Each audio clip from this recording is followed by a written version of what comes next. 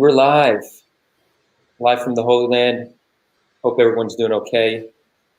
You know, I was wishfully thinking that by the weekend that we would hopefully not be doing these live updates, but it seems like things have escalated quite substantially since our first live. It's unfortunate, but we're going to continue to be here, continue to do our best to provide an unbiased and more nuanced perspective than what is currently being shown on social media and the mainstream media. There's a lot of toxic takes out there on Twitter and Instagram. We're doing our best to share something else, something different. So everybody here, it's great to see you again. If anybody's here for the first time, our goal at Sulha is really to reconcile between people in conflict. Me being an Israeli, my main focus is the Israel-Palestine conflict, but we do touch on some other topics occasionally. Before we get started, a quick shout out to our Patreon visionary members. We have Trivium Energy Pty Ltd, we have SOG Cannabis, we have Max Marine, we have Geffen Posner, we have Adam Mobilia, and we have our one and only champion member, Rajia. If you want to be a patron or support us, you can find contact information or a link to our Patreon and other ways to support us in the description. And today joining us, we have Ari Brodkey, who is a Middle East analyst and a friend of mine. Ari, it's great to have you here. Thanks for having me. It's what you're doing here is really awesome and really important. Thank you. So yeah, Ari, we've discussed you being on the show months ago, so I'm happy we finally made it happen. We're going to get started. We're going to touch on many different topics tonight. We're going to start by first just sharing the numbers of what's going on. Then we're going to get more into different perspectives and narratives. We're going to touch on the mob violence, which has been very concerning. We're going to talk a little bit about the continued escalation between Israel and Hamas. And a little bit later, we're going to have our regular Sulha analyst, Hagin, is going to join us again. We'll be taking community questions. And also, if a community member wants to come on and share, that option is always open. So anybody here, if you want to join us, reach out to me on Discord. Can one of the community members drop that Discord link in the chat? Thank you. So in terms of numbers, we know that the Hamas Ministry of Health has reported 83 deaths, including 16 children and 7 women. They don't clarify if the women or men are civilian soldiers or what caused the deaths of any of these victims. Israel has reported that it is taking out 16 senior Hamas commanders. They don't say how many soldiers they have killed in total. Hamas has killed 6 Israelis, 1 soldier, and 1 child. I hope these numbers don't continue to rise. Can I say I'm optimistic at this point? Honestly, no. We're going to start with mob violence. This, to me, in many ways, is the most concerning development in this entire conflict. Maybe not in terms of casualties, but in terms of long-lasting effect it's going to have on society. Coexistence between Arabs and Jews in Israel has never been perfect. It definitely has its fair share of challenges, but it's been something that many Israelis, both Jews and Arabs, have taken pride in. It in many ways has been an example of what this land can look like from the river to the sea. This week, a vulnerability in the relationship between Jews and Arabs has been shown, a deep vulnerability, and mending this wound that has been deeply exposed this week perhaps may take decades to heal. And that's why it's truly sad what we've witnessed. It seems like the major rioting began in Lud by Arabs living in Lud. That triggered response from many mobs of Jews also rioting.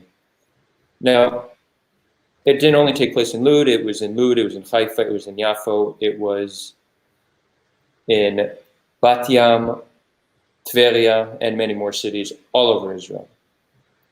Now, while I say it started with Arabs rioting, I want to make it clear that those Arabs were responding to something.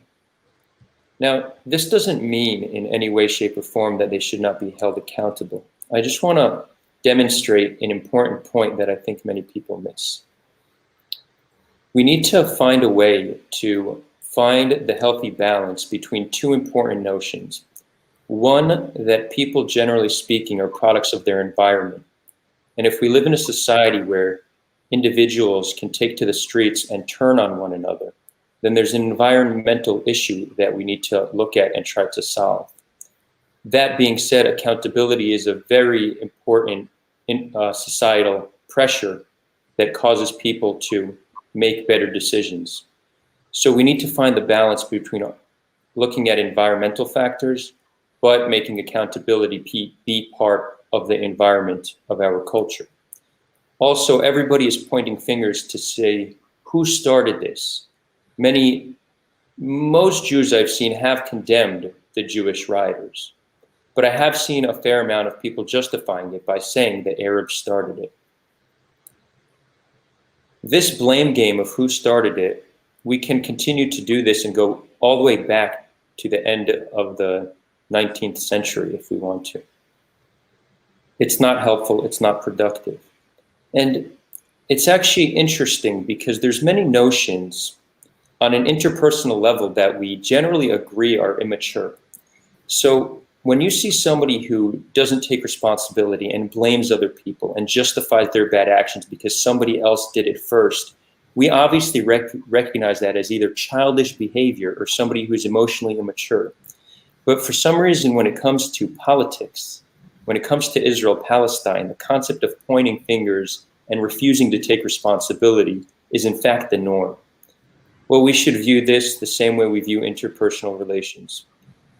Sure, there's always two sides, but taking responsibility, not blaming others, accountability, these are all very important, and we need to urge others to view things this way. When we look at how people are conducting themselves on social media, and I've spoken about this the past two live streams, you're going to see most people just taking one side.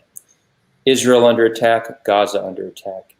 I'm just going to ask you, if you see somebody doing this, just accept that they should not be seen as a relevant source of information.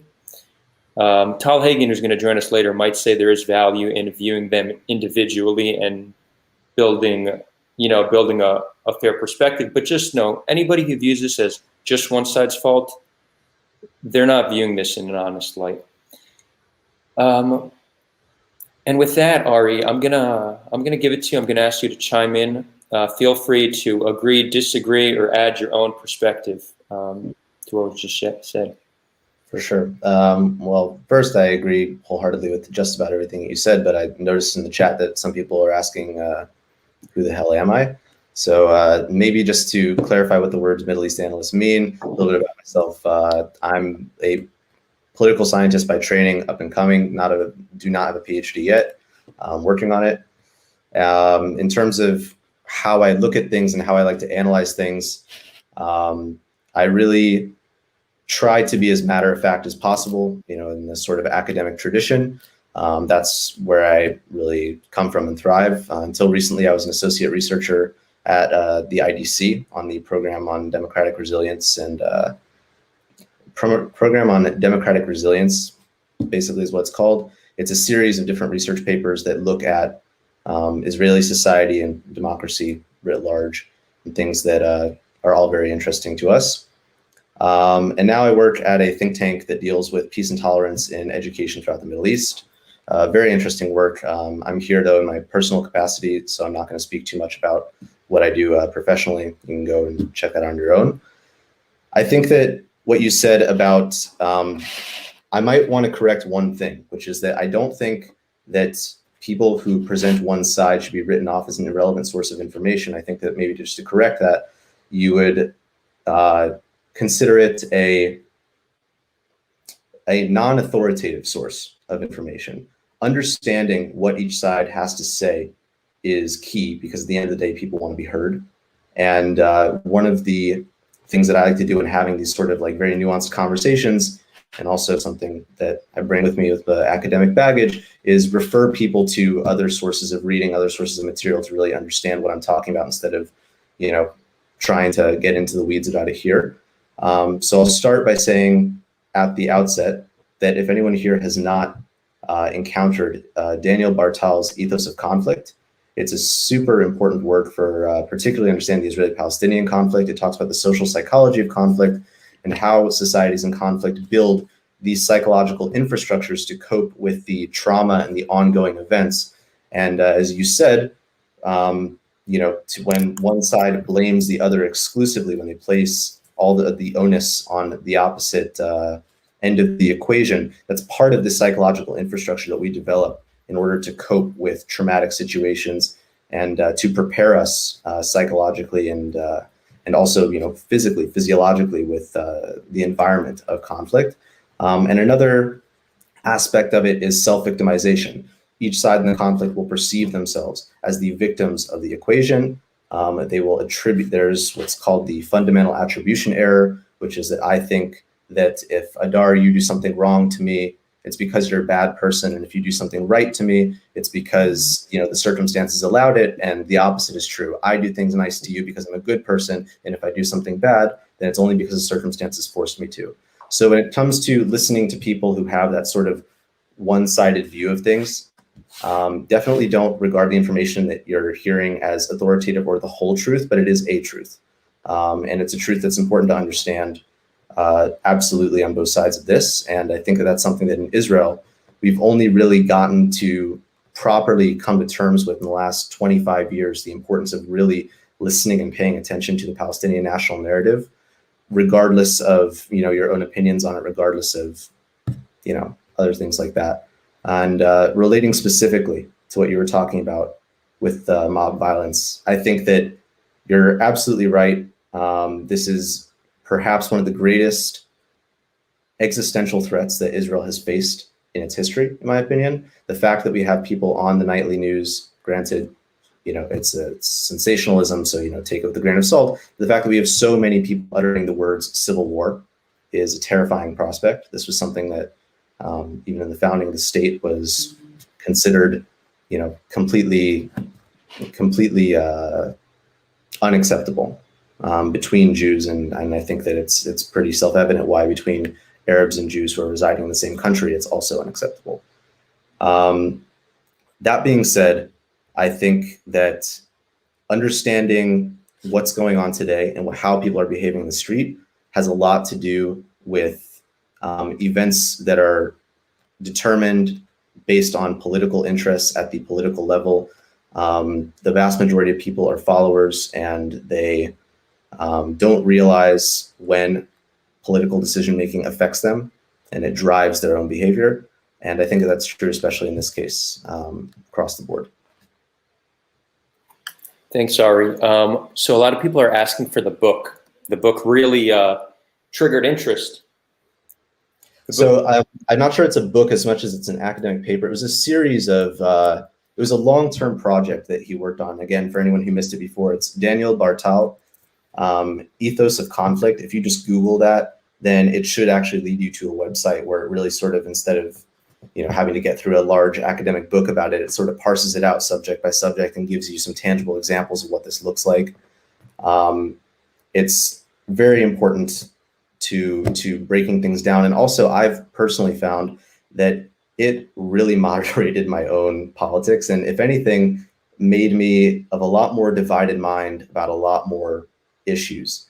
Because now when I see things, even in the US, you wouldn't necessarily say that it's a full-on, violent, intractable conflict between the political left and right. But when you look at these socio-psychological characteristics, you start to see how people come to the conclusions that they do, and how a lot of it has very little to do with malevolence and really just how they're coping with the situation.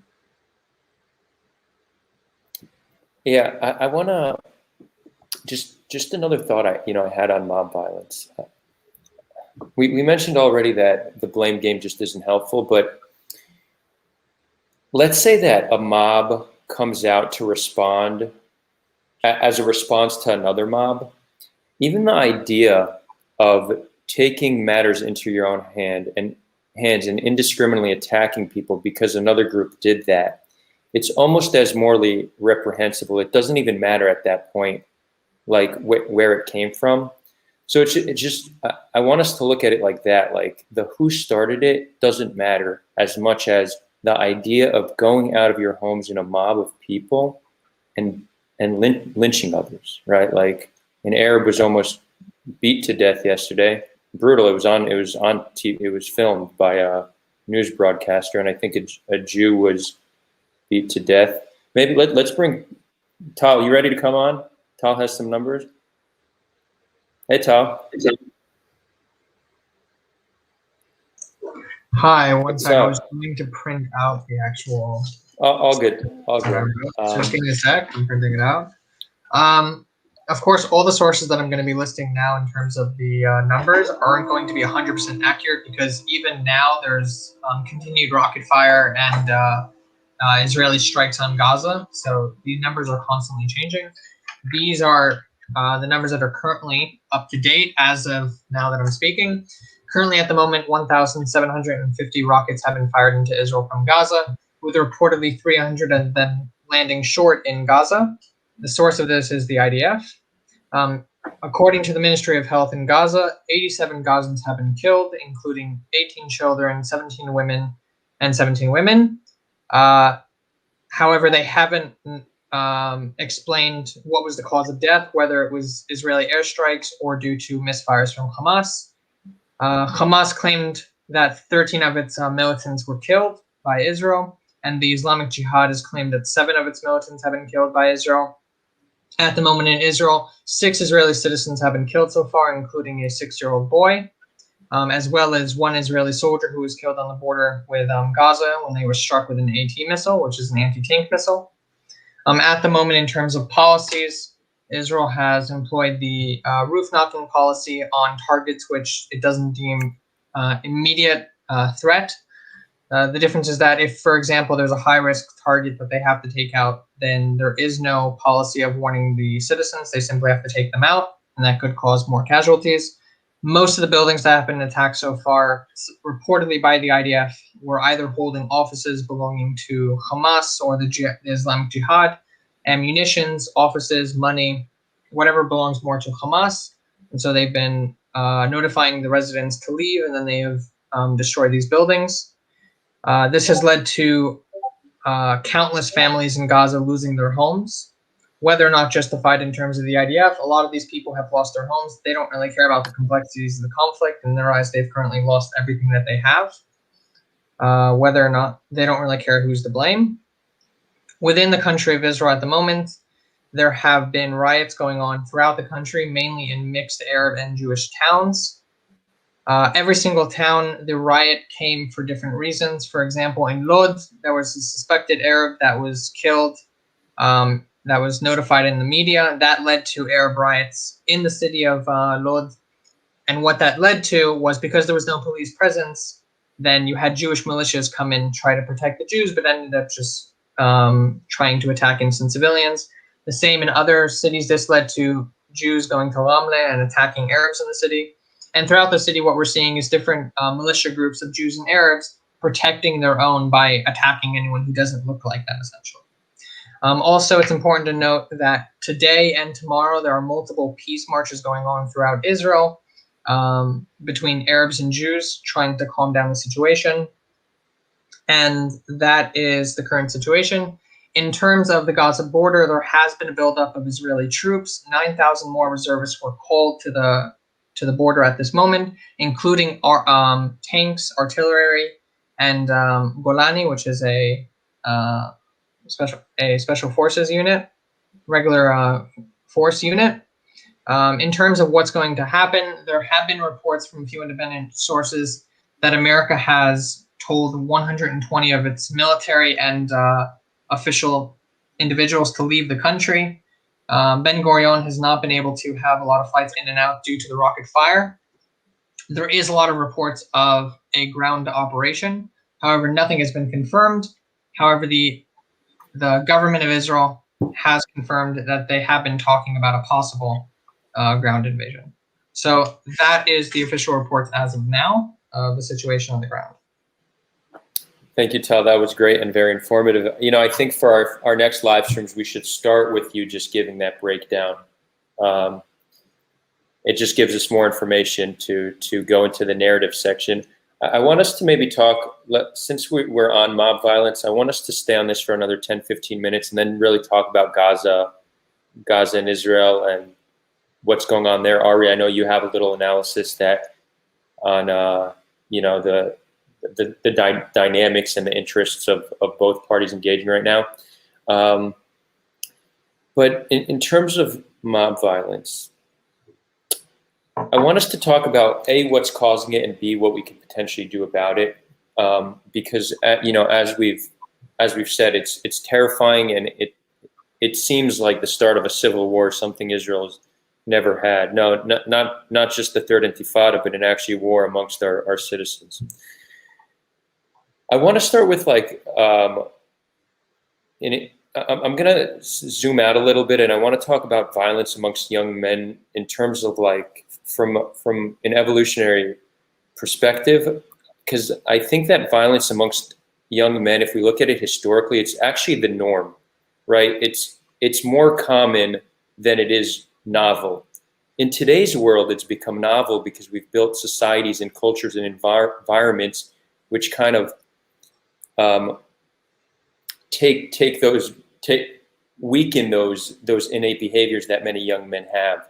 So in many ways, we should see that we should look at societies that don't have violence amongst young men as a truly evolved society and something worth being grateful for. That doesn't mean we need to accept violence amongst young men as the norm, but we should understand that this has been the norm for most of our existence. Now, the question is, what exactly is an environment which makes young men not engage in violent acts? I don't quite have all the answers, but I think it's an interesting way to look at it and an interesting question to pose. Another thing is also, if we're going to stick at looking at this through the evolutionary lens, it's understanding in-group, out-group, and tribalism, and how normally when things get bad, that's when tribalism strengthens, right? So like when resources are scarce, that's when people start fighting one another. When things are good, then the in-group broadens and we're all peaceful with one another. And it kind of seems like that's almost what's happened. In a lot of these mixed cities, they're not rich socioeconomically. That certainly may be a factor in it. And also just the turmoil of the conflict is arousing these certain emotions, which are causing people to react and go to the streets and act violently.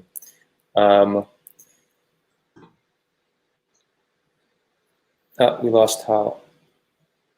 I wanted to put these themes out there, not that I have a definitive conclusion. I think this is something that biologists and sociologists are constantly looking at, but I think we need to start to try to understand it in those terms. Ari, do you have any thoughts on the evolutionary lens? So I was looking through the chat here, and one person insists that this is post-agricultural revolution.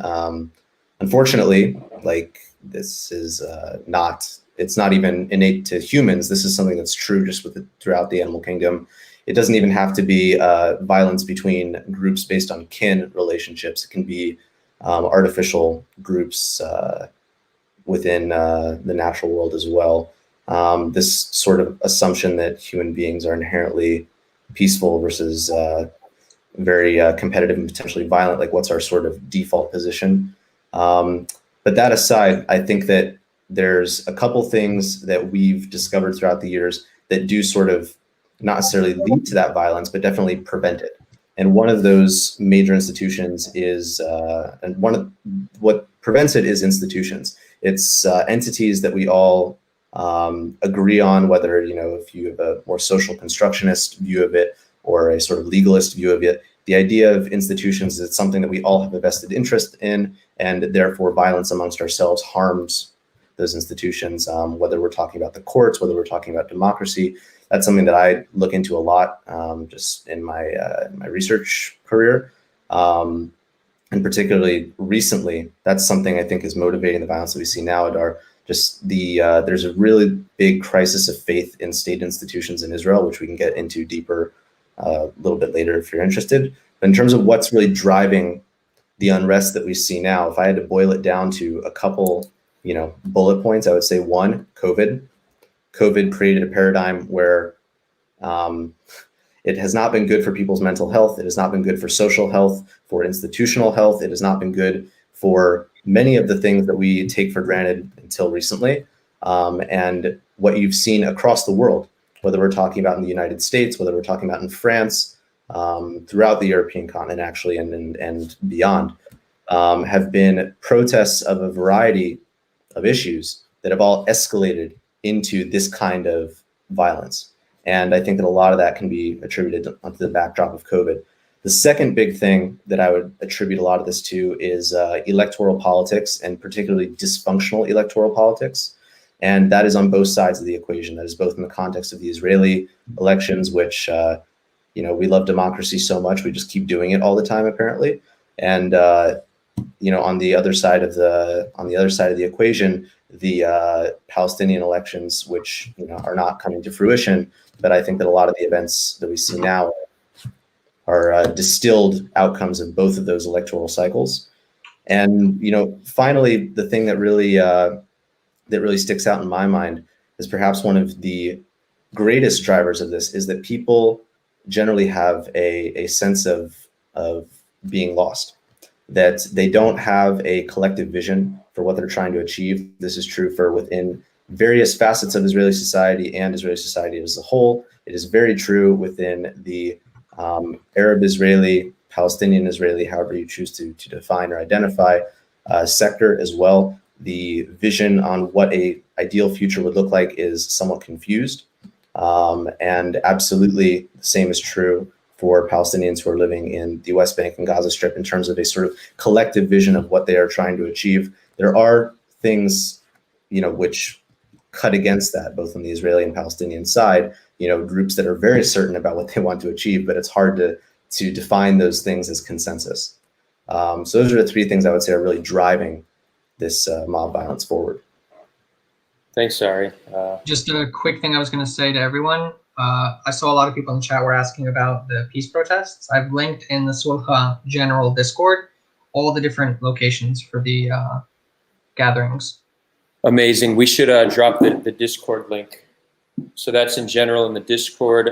I'll drop the Discord link in chat if anybody wants to join. And listen, those in chat, I see 90% are being respectful. Listen, friends, emotions are running high. It's been a rough week. We're not gonna accept haters or just people acting in bad faith in the chat. So consider this your warning. We will mute you if you keep it up. And with all due respect, I think that it's a fair truism to say that no solution to the Israeli-Palestinian conflict will be found in the comments section of any platform across the internet. So, if you think that you're scoring points, relax, take a drink of water.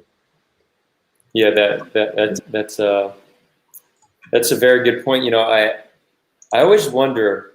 I mean, I guess it's more ego than anything else when people spend hours getting on these like Twitter fights or chat threads. It's like, you're not going to change anybody's minds, but you spend so much time and energy fighting a meaningless fight.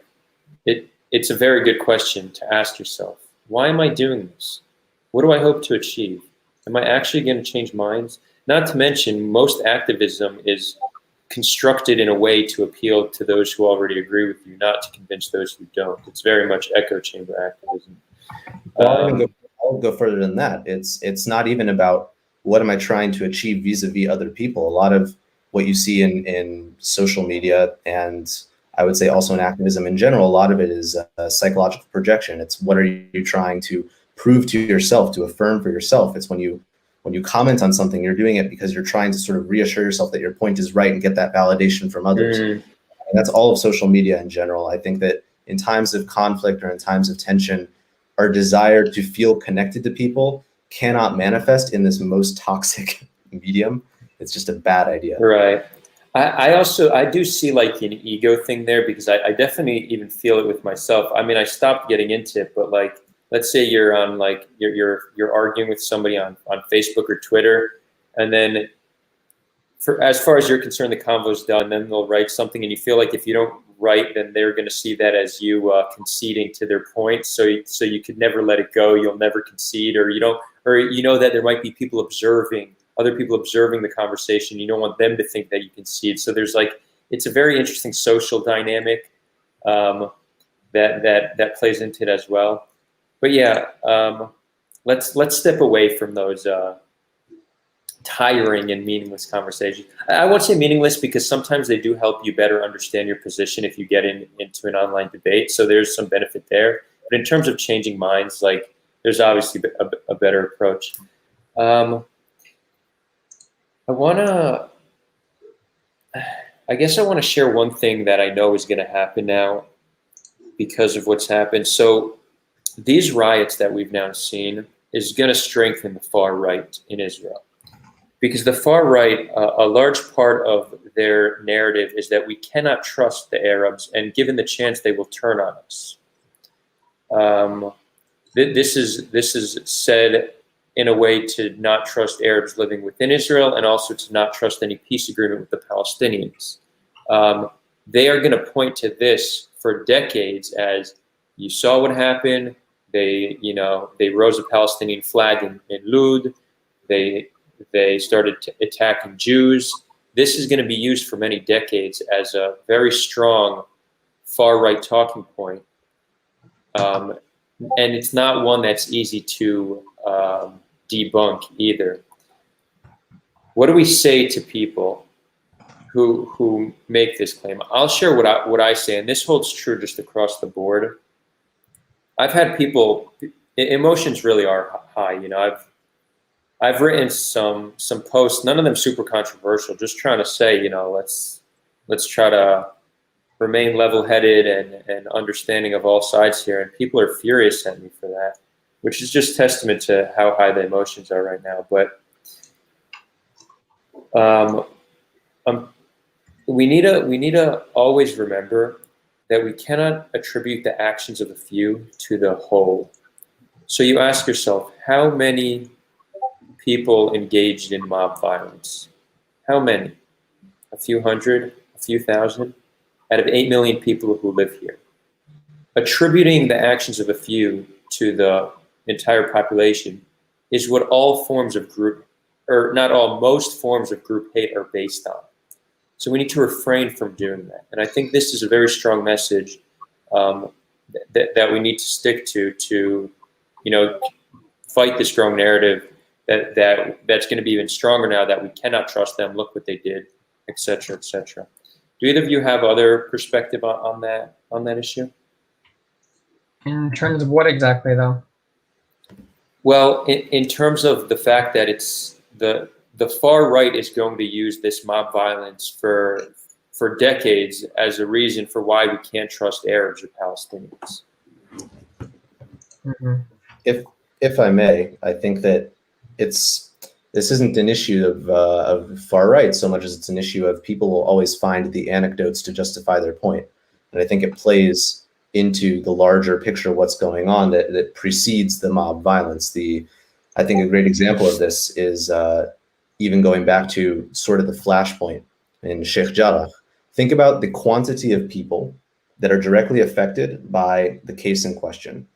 The amount of families which are there, and this is not to minimize, right? Like, human experience is human experience, and but I'm just saying, like, in terms of the amount of people who are directly affected and invested in this particular issue, it's a handful of families and a handful of Jews, right? And based on this small interaction, this small dispute between a handful of people, which may be representative of larger issues, obviously it is, that's why people care. But the fact that this small flashpoint is going to be held up as a flag for either side of these issues. It's a perfect example. It's not about Israeli right. Sheikh Jarrah has become a rallying cry, and Al-Aqsa has become a rallying cry for the Palestinian people across the political spectrum and across borders. And by the same token, as you said, what we're seeing in terms of the outbursts and the violence within the protests happening and across these areas is being used by the far right as a rallying cry as well. Yeah, well put. Marvin Vargas, this is your final warning. You're peddling on borderline anti-Semitic conspiracy stuff. I see you. I see you. Consider this your final warning. I'm going to propose, we're going to take a few questions on this topic, then we're going to move on to Gaza. I want to propose a crazy solution. We need to do something about these people who went out there and engaged in mob violence. We can't allow this to go unchecked. Yet I don't think our prison system is built in such a way that it rehabilitates people. Although it's interesting because the prison has like a nice mix of Arabs and Jews that maybe there they'll find a brotherhood. But I actually think prison's probably pretty cliquey in terms of who hangs out with who. I'm not sure. Aside from military prison, I did not sit in Israeli prison. But I suggest, I'm half joking, but I'm actually more serious than I am joking. We send these people down to the Negev for a coexistence survival camp where they need to live in the desert and build a brotherhood through difficult times. They have dialogue sessions, therapy sessions, maybe even a few ayahuasca rituals. They need to be there for at least a year. If their behavior doesn't improve for a year, then they remain. You know, it's a way to rehabilitate people, bring them back to society with a love for the other. Tyler, what do you guys think about that proposal? Sorry, I've been trying to confirm reports that Israeli tanks entered Gaza. So I'm talking to sources of mine who are in the military. Okay, I hear that, and I appreciate you doing that. You're a little bit more straight edge in your approach than me. We've recognized this from past conversations, so I can accept if you don't agree with my proposal. But then I'd like to hear something from you, what you think we need to do. Can you just sum it up in a sentence? Just because I see people freaking out about it, so that's why I've been trying to focus on it. Oh no, this was to Ari. Yeah, no, I understand what you're doing. It's okay. So sorry, I'm a little bit out of focus right now, trying to figure it out. No, good. That's all right, Tal. It's as someone who lived through 2014, I know the tension, and I know that people are on edge on both sides about something like that. So it's definitely important to get the facts and make sure that they're the facts, because in times like this, non-facts create the bigger issues. I don't think that I'm more straight edge and I'm more of a disciplinarian than you, Adar. It's just that I have, unfortunately, much lower expectations of people. And I think that, as I was saying earlier, the thing that prevents mob violence is institutions. And one of the most important institutions is the rule of law.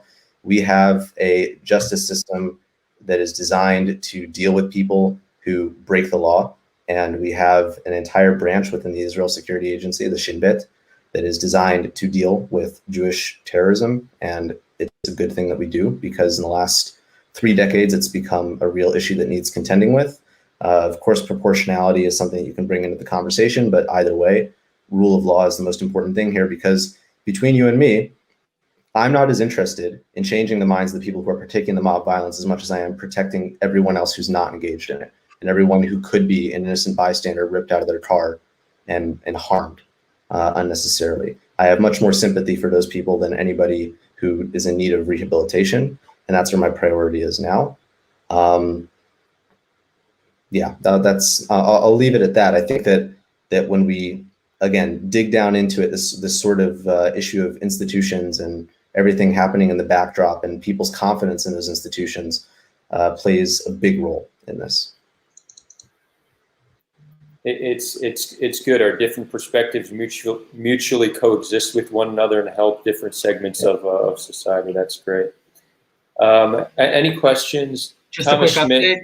It was incorrect. Sure. They hadn't breached the fence. They're not in Gaza yet, but there have been a lot more. They're right at the edge of the fence right now, firing artillery shots into Gaza, but they aren't in Gaza yet. There's no ground invasion at the moment. So tanks are shooting into Gaza, but they have not yet entered. Artillery fire, just like in 2014, but they're not in Gaza. There's no ground invasion has been notified yet. So just important. There's a distinction there.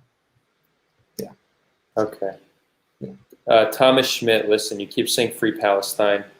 I agree. From the river to the sea, all the people will be free. But spamming it in the chat doesn't free Palestine. Try to share a message with like meaning and value and intent. Don't just spam that. Okay. Okay, we're gonna move on. Talk a little bit about Gaza. Thanks for that update, Kyle. It seems like it's escalating. All right, you want to share what you feel is going on between Israel and Hamas? I kind of think that it. Oh, sorry, Tal. Did you have another update? I don't know. No, I don't know who the question is for. It's for both of you. Do you want to start? Or you were speaking? Sure. Essentially, I think that the two issues dovetail very well together, and it gets back to the question of elections and electoral politics and where we're at. The fact, the shortest version of this possible is that needless to say, it's sort of self-evident, that the various rounds of elections in Israel and the current political crisis that we're actually still finding ourselves in has rapidly deteriorated confidence in democratic institutions. That this was true as of the time that COVID hit last year. As a matter of fact, COVID gave a marginal bump in terms of confidence in state institutions, which very quickly plummeted. Good sources on this are the Israel Democracy Institute. They have some really good public opinion polling to sort of track this over time. But on the other side of the equation, if you look at Palestinian society and you look at Palestinian internal politics, and this leads us to the question of how Gaza suddenly entered the equation. I see a lot of people in the chat are talking about Al-Aqsa and like its centrality and the issue of Israel's presence on Al-Aqsa and what have you. I think that this is where it all comes together. It's important to remember that the PLO, is in the position that they're in because at the time, in the Madrid Peace Conference, they went from a organization that everyone considered a terrorist organization to the sole legitimate negotiators for the Palestinian people. No value judgment about whether that is right or wrong. It's just a matter of fact. And ever since then, they've been struggling with their identity in the sense that they need to, on the one hand, govern, and on the other hand, they are a national liberation movement. And that was where they drew their legitimacy from. Now, at the same time, this paradigm is true of Hamas.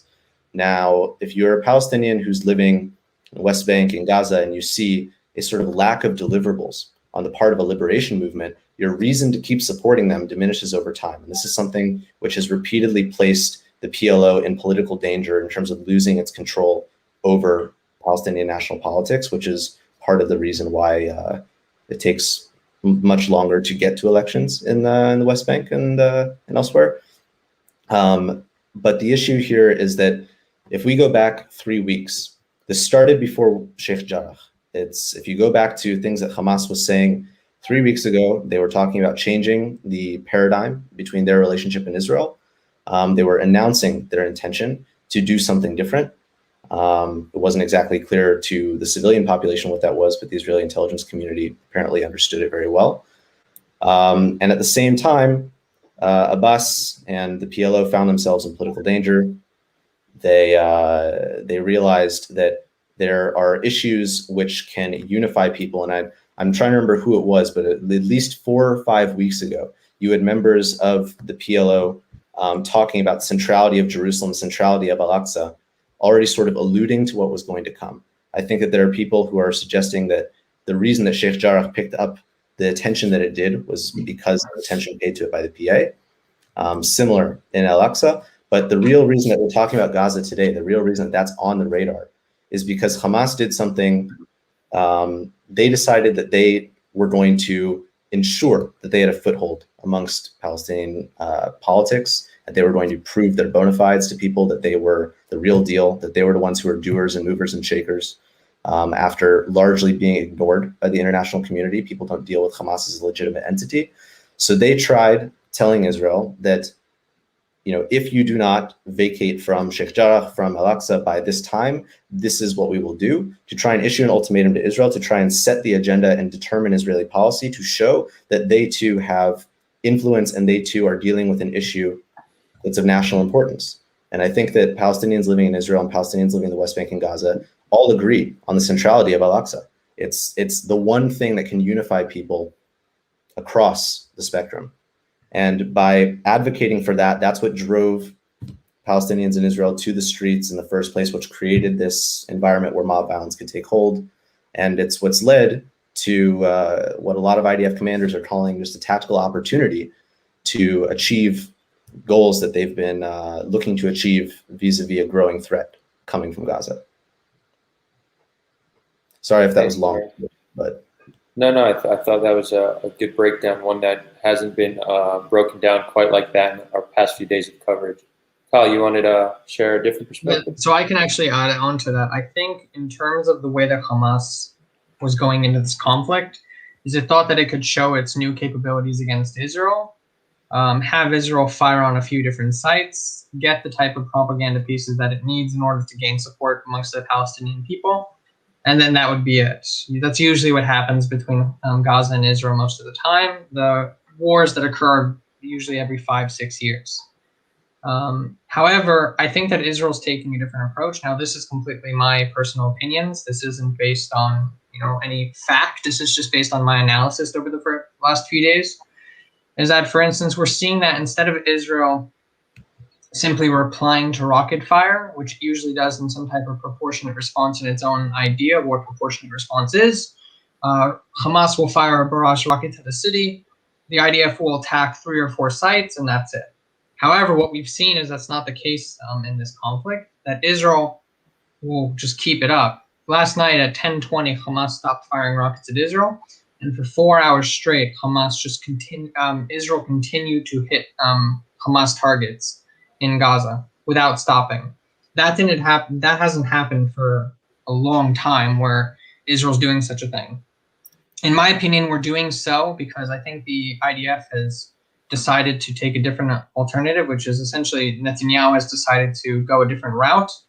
I think that Israel wants to hit them hard enough that they don't have the capabilities to hit back for a very, very long time. The fact that we aren't just taking out ammunition stockpiles or the stations where they actually fire the rockets, but if we're willing to, we want to take out any capabilities they have. That's why, even though there's only a few different Hamas offices inside of a massive multi-story apartment building, we took down the entire building. And that's why we've attacked their bank. That's why we attacked their financial institute. The fact that we've killed 17 of their leaders in the Hamas and jihadi movement, something that is unprecedented in terms of this not being a war yet. In war, it's very common that we see that Israel ups its game in terms of how many senior Hamas officials that it kills. The fact that we haven't even declared war yet, and Israel's gone in and killed so many senior Hamas officials, shows that Israel has changed its approach and has gone on the offensive against Gaza, mainly Hamas. The concern that a lot of people have, which is justified in terms of the casualties of what's going to happen. Whether or not it's justified, in my personal view, it is justified in terms of how we're trying to hit Hamas targets, but no matter what, it doesn't matter to the people in these rooms. There are dozens of families, thousands of people that after this conflict aren't going to have a home to go back to. The situation in Gaza is already worse enough with COVID-19, the economic state, the blockade, and numerous other situations in terms of Hamas. And so many more people are going to become homeless. They're going to have a lot of anger towards Israel and Hamas. And it's not going to lead to anything good in terms of the relations that the Israelis would have with the Gazans. Another issue that we're seeing, you were saying? I just wanted to maybe add on to that. We haven't mentioned the name Palestinian Islamic Jihad, but they're definitely a player here. When I was talking about that inter-Palestinian political— Did I mention the Islamic Jihad or no? We haven't mentioned them yet, but I think it's important to add them to the equation just so we can keep in mind all of the different political posturing and positioning that's going on within, different sides as well. Yeah, of course. It's also important that in the past, something that was very different in this conflict is usually the Islamic Jihad would fire the missiles at Israel in most of the conflicts and more of these small conflicts. And Hamas doesn't usually take responsibility for things that it does, only at a later date. For example, when it kidnapped the 3 boys in 2014, it didn't claim responsibility right away. It took time until Hamas claimed responsibility for the kidnapping. However, in this conflict, they've claimed responsibility from the beginning. And up until now, every single threat that they've made against Israel has been achieved. They said they would fire at 6, they fired at 6. They said 11, they said they did it at 11.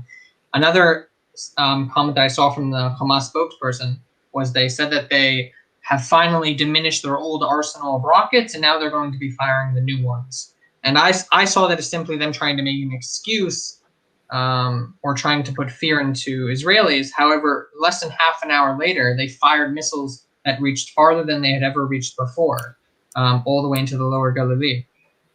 And so we are seeing a shift in terms of how Hamas is going against Israel, in terms of they're taking responsibility, they're taking the initiative. Unlike past conflicts, this is probably exactly due to what Ali said. They said they were going to do this without explicitly saying that they were going to use new weaponry, and also because of the elections with the Palestinians. And it's very interesting where it's going to go. My idea in terms of the ground invasion, why would Israel go in with a ground invasion?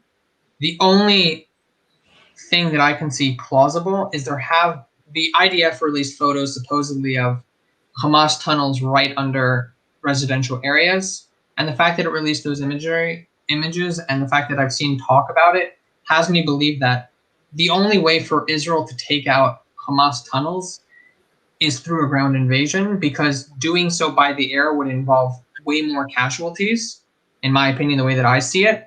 And so a ground invasion is the best way to take out those tunnels, which probably harbor a lot of the weaponry that they've been using against Israel. I mean, it's not that easy to hide 1,750 rockets. I mean, you have to keep them somewhere, and they're most likely underground. This is also what led to the Operation Protective Edge. Was the whole entire mission of Operation Protective Edge in 2014 was to destroy Hamas terror tunnels. And so this could give a good reason for why Israel wants to go in. It is important to note that Israel has refused 2 ceasefires, one by Qatar, one by Egypt. Also, they got America to back them with a de-escalation resolution by the UN.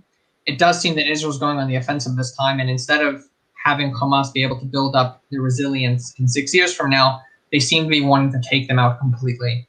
So it's very interesting to see that Israel's taking this new approach. Everyone has different thoughts on, is this good or not? I think the question that people need to ask is not whether it's good or bad, but what's the alternative? Think of it from more Israeli perspective. Forget the moral consequences of what's going to happen in terms of civilian casualties. From a more military perspective of how Israel sees it, in 6 years from now, this will happen again in terms of a large conflict with Gaza. So if Israel is taking the approach of we want to wipe out Hamas, and we need to do so by these large airstrikes and then a ground invasion, what is the alternative? I'll give a different perspective. I think there's one thing that's being overlooked, and it's that to not respond severely to rocket fire is essentially political suicide. The expectation of most Israelis is we get struck, we strike back harder. So we can't leave that out of the equation. I think that if we actually look at the effect of our retaliation historically, I don't think that it's been net positive, okay? Here's the thing, we don't know what would happen if we don't retaliate, so obviously we don't have a full picture, right? But let's talk about what we do know. We know that in striking, we do take out some Hamas militants and leaders, right? We could consider that a good thing. We do know that we do take out their infrastructure, whether it's launch pads or command centers, and actual rockets, right? Those are 2 positives that we could say that we know are a result of our response. And we can assume, although I'm not sure this is the case, that it also acts as a deterrent. But I think the deterrent's a big question mark that I personally am not buying. But what else do we know? We know that we cannot stop their capabilities. If we look back in 2014, we saw that Hamas shot over 100 rockets on the first day of the war, and they shot over 100 over a month later on the last day of the war. That is after we dropped over 1,000 missiles on Gaza. So we know we can't stop their capabilities. We haven't in the past. I don't see what's different now. We also know that every time we get into this engagement with Gaza, they become more popular domestically. they become more popular internationally, while we become less popular internationally, and we become way less popular in Gaza. We also know that we kill innocent people when we do this, and we traumatize everybody in Gaza. We also know that after we essentially destroy large parts of Gaza, and look, many people say that we are indiscriminately bombing. That's entirely false. We are trying to minimize civilian harm without a doubt. And just look at the numbers. So 2014, we dropped over 1,000 bombs on Gaza, and there were less than 1,000 casualties. So imagine dropping 1,000 bombs on a very densely populated, in a very densely populated space and killing less than one person per bomb. That's actually a military feat that most other nations wouldn't even be capable of. So we're definitely trying to minimize civilian harm, but everything I just mentioned does happen when we respond the way we respond. Hamas, given all this, so they get money. They get a lot of billions of dollars from nations around the world to rebuild stronger than before. Hamas now is stronger than they've ever been. That's after 16 years of war with Israel. They're stronger than they've ever been. It's true the case could be made had we never had any engagement with them, they'd be even stronger. It's possible. I'm not sure, but that case can be made. We need to start thinking long term,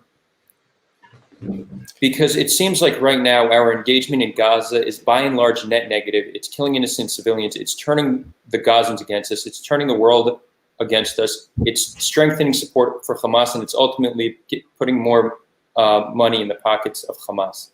We need to think long term of how we could cause their rocket fire to weaken them.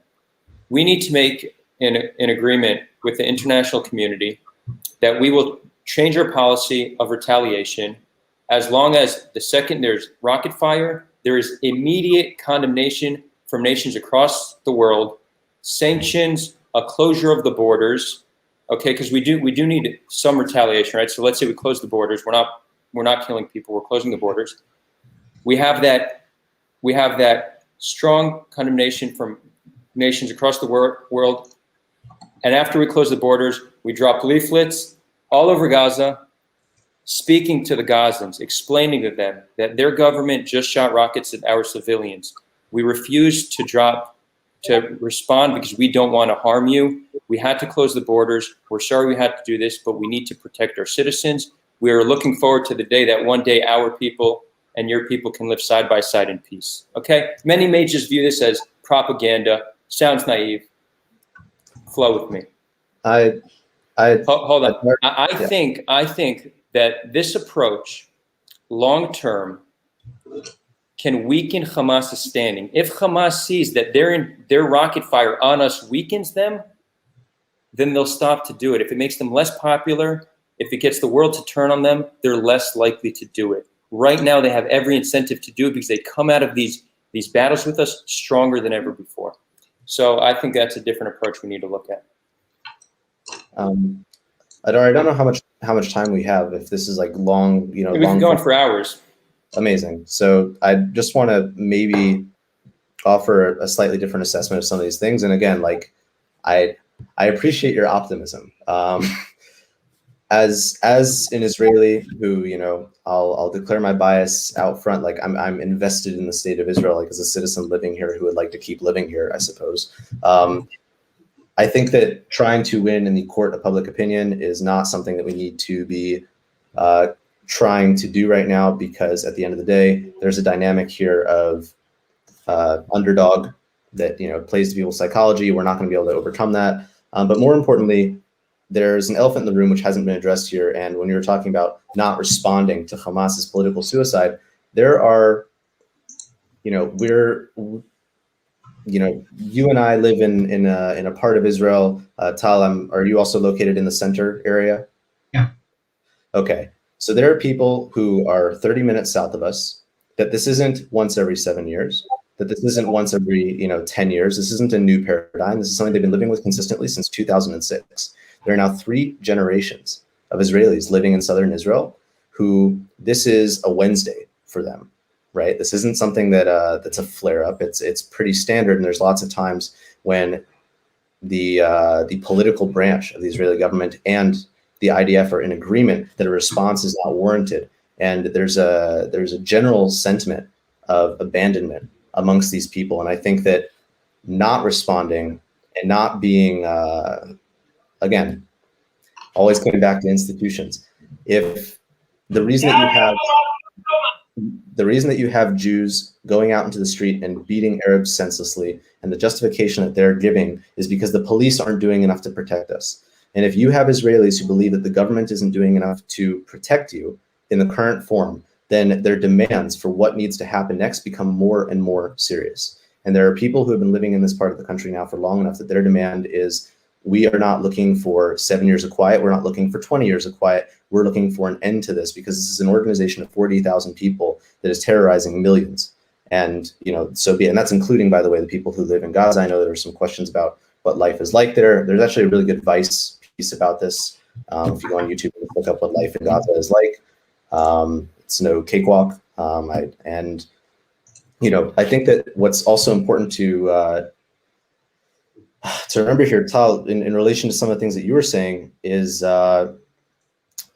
it's not so much a matter of, is this justified? Is this necessary? It's a question of, the state of Israel has no long-term strategy for Gaza. This is something that a lot of people have been sounding the alarm on for years. Everyone understands inherently that there's going to be a unitary Palestinian state one day. If two-state solution is the game plan, which everyone seems to agree it is, that the Palestinian state will be unitary in the sense that Gaza and the West Bank will be united.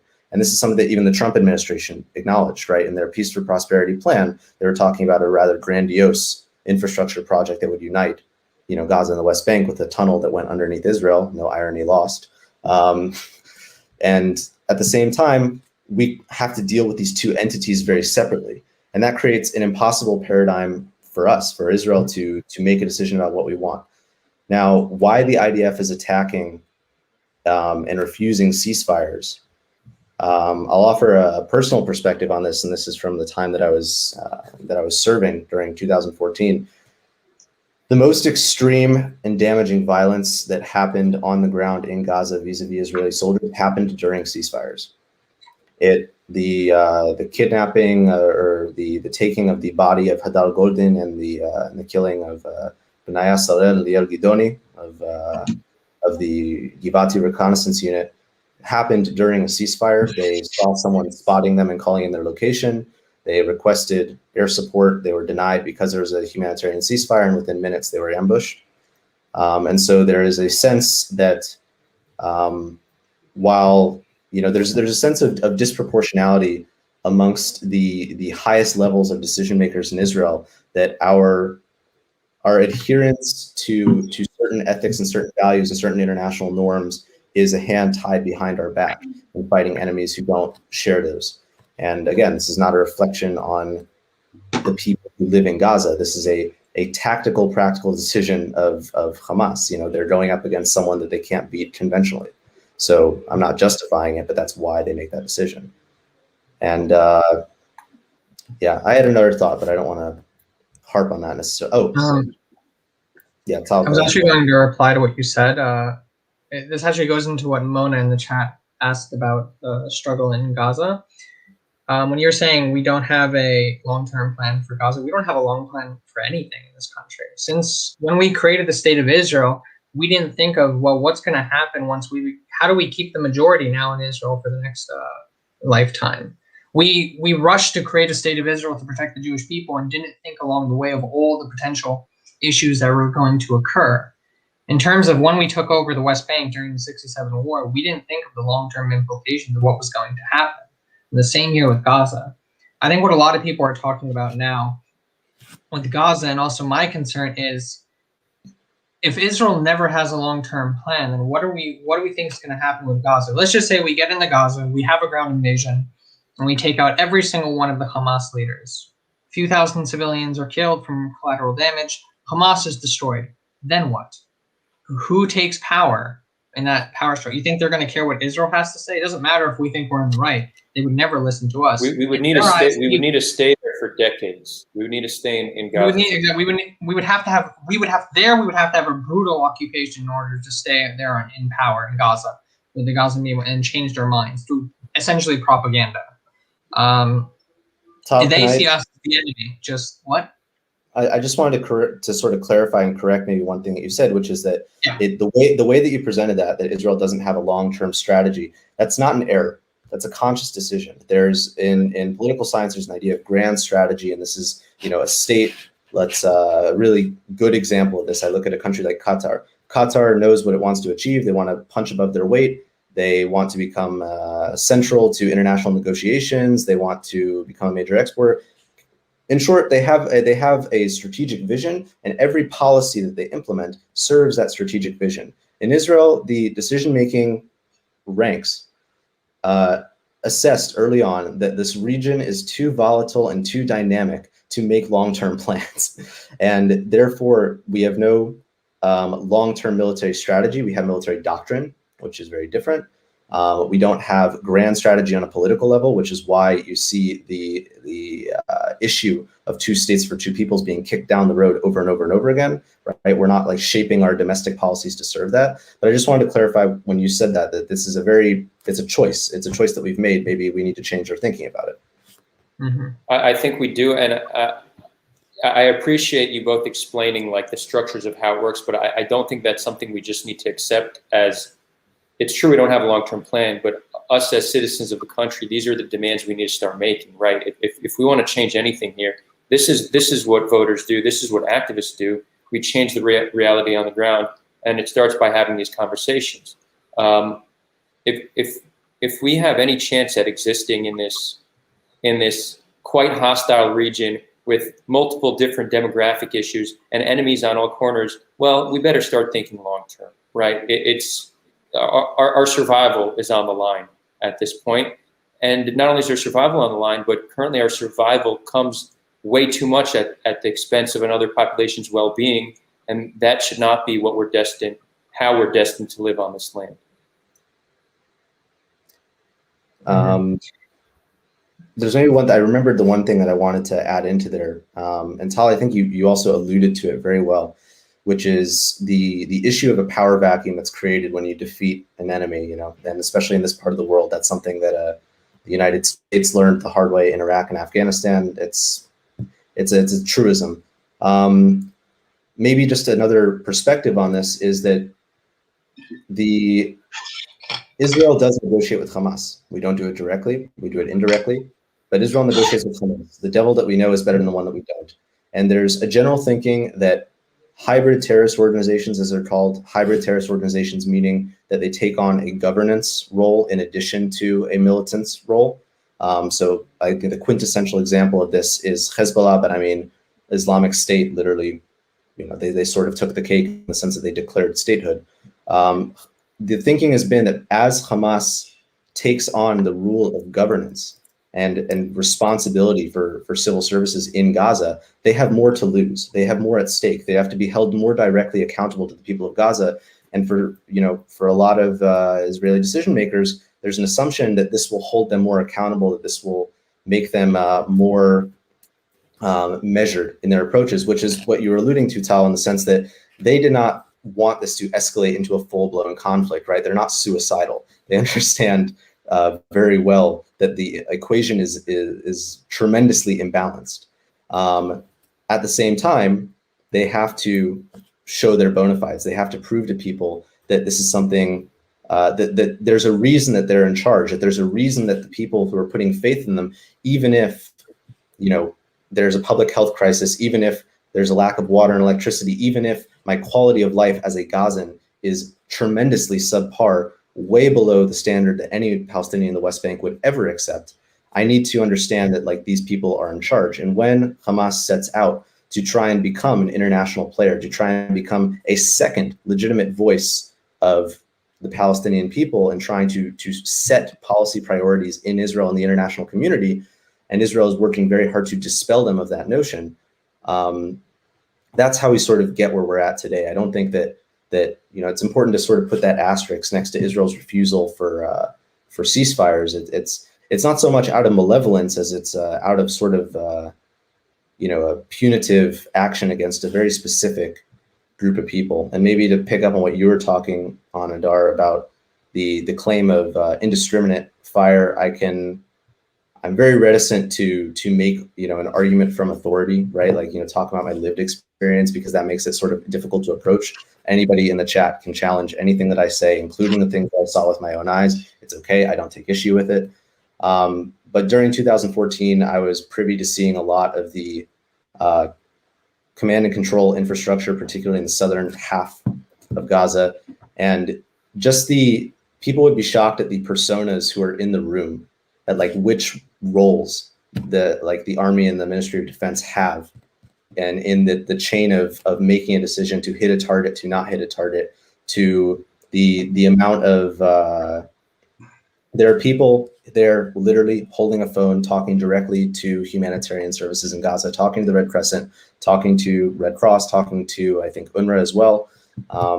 There are people who are there just for that purpose. I think the IDF is probably one of the only militaries in the world that has a slew of lawyers present at the front. People who understand the nuances of international humanitarian law, people who understand where the lines are, what's okay, what's not okay. That doesn't mean that they get it right every single time, but it factors in. And I really do believe that, and this is, again, my Israeli bias coming to the surface, I just have to declare it at the outset. When people say things like, I don't have a problem with the Israeli people, I only have a problem with the Israeli military or the Israeli government, it's like, look, this is a conscripted service. The military is us. The military is Israeli society. And like, obviously not every single person in Israel serves, but it's supposed to be representative of Israeli society. So unless you believe that every Israeli has inherent in their heart some type of deep bloodlust or malevolence, you cannot make that distinction as effectively when you're talking to Israelis, at least. If you're talking to an Israeli and you say, I don't support you, I support you, but not your military, that's just as much of an insult. Based on that, I'd like to think that I have just as much humanity. Yeah, so I actually appreciate you sharing your experience with how these targets are, how we decide and which targets to hit. For me, I bring to question not the caution we take, rather the effectiveness of our approach long term. And again, we don't need to rehash the same arguments, but it seems to me like us fighting Hamas for the past 16 years hasn't really done much to weaken them.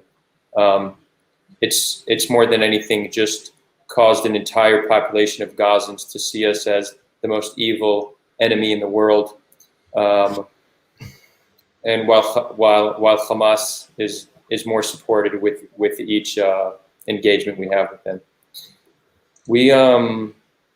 I do want to take some audience questions. So friends, if you all have questions, feel free to ask. I did see a few people say we need more Palestinian voices.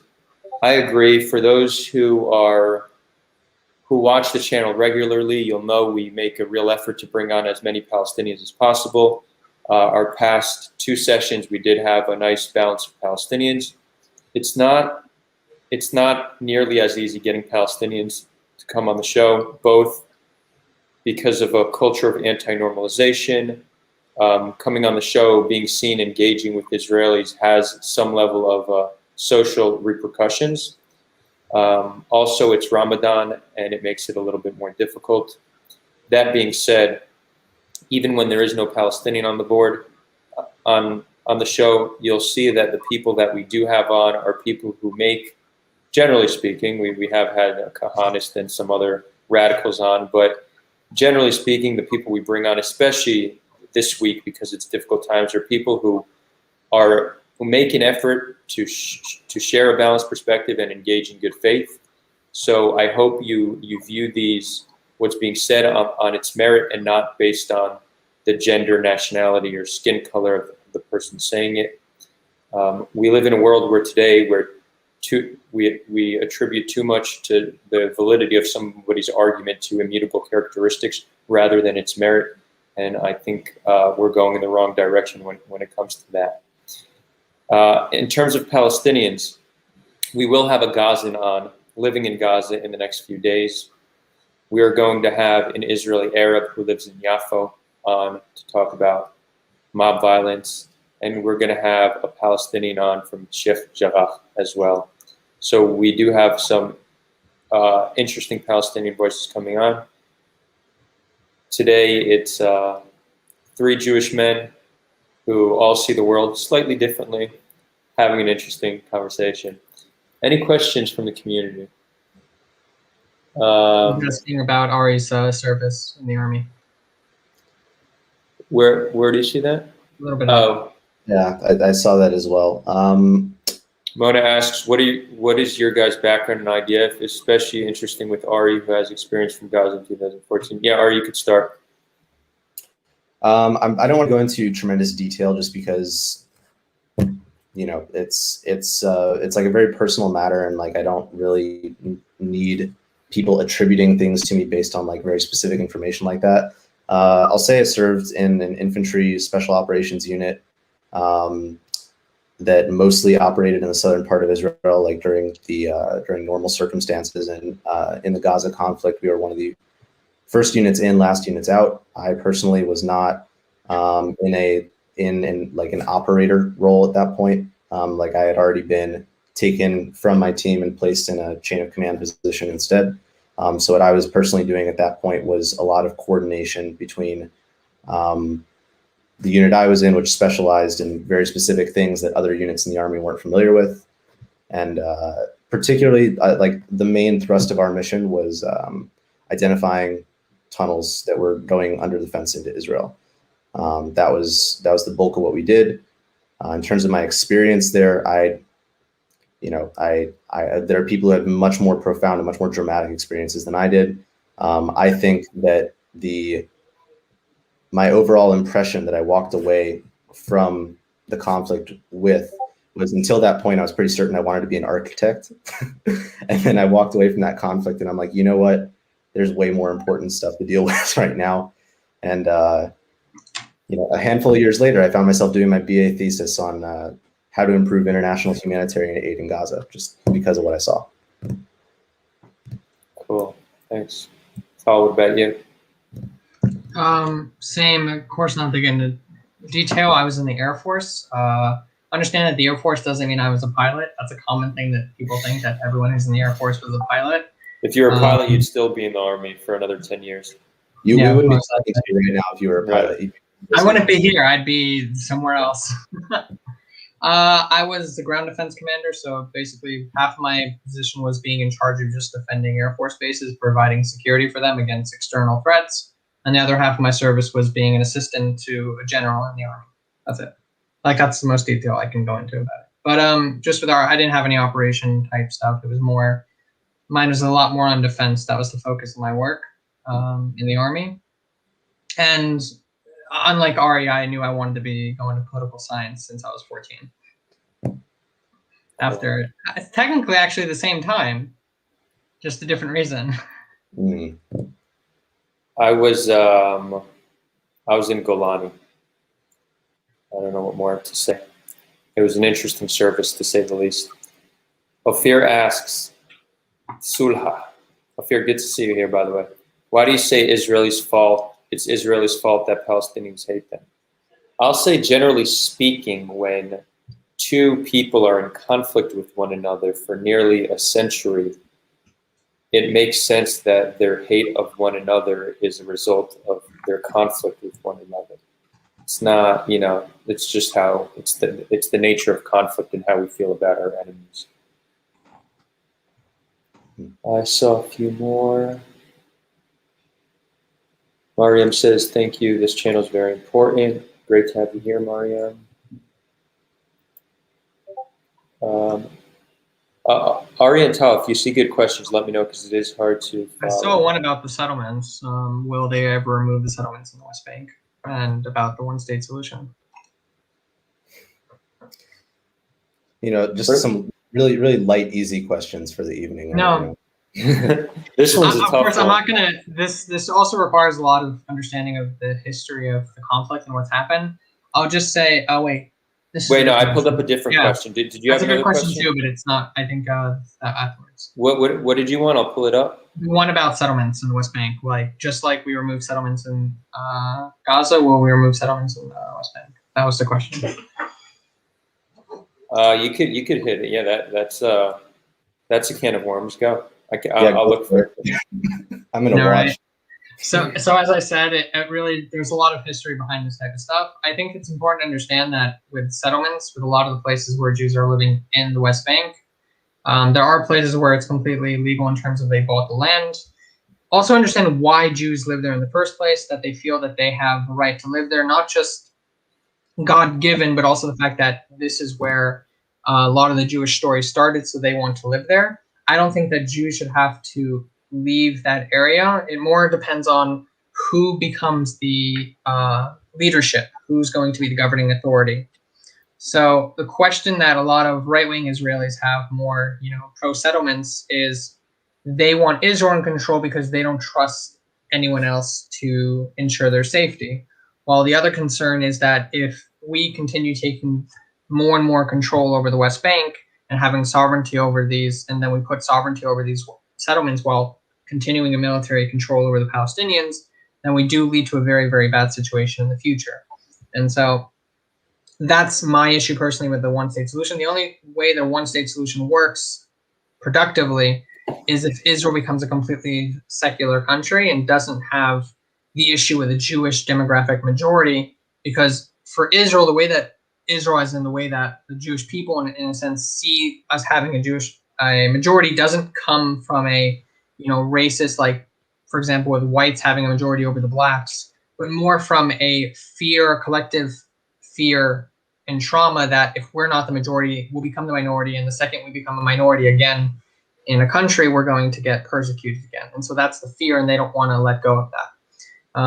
I do support Jews being able to live where they want. The same thing with Arabs, that they should be able to live wherever they want, whether in the West Bank or proper Israel. I feel like the one-state solution doesn't work, at least for the pro-right-wing side at all, because it doesn't address the issues that they have.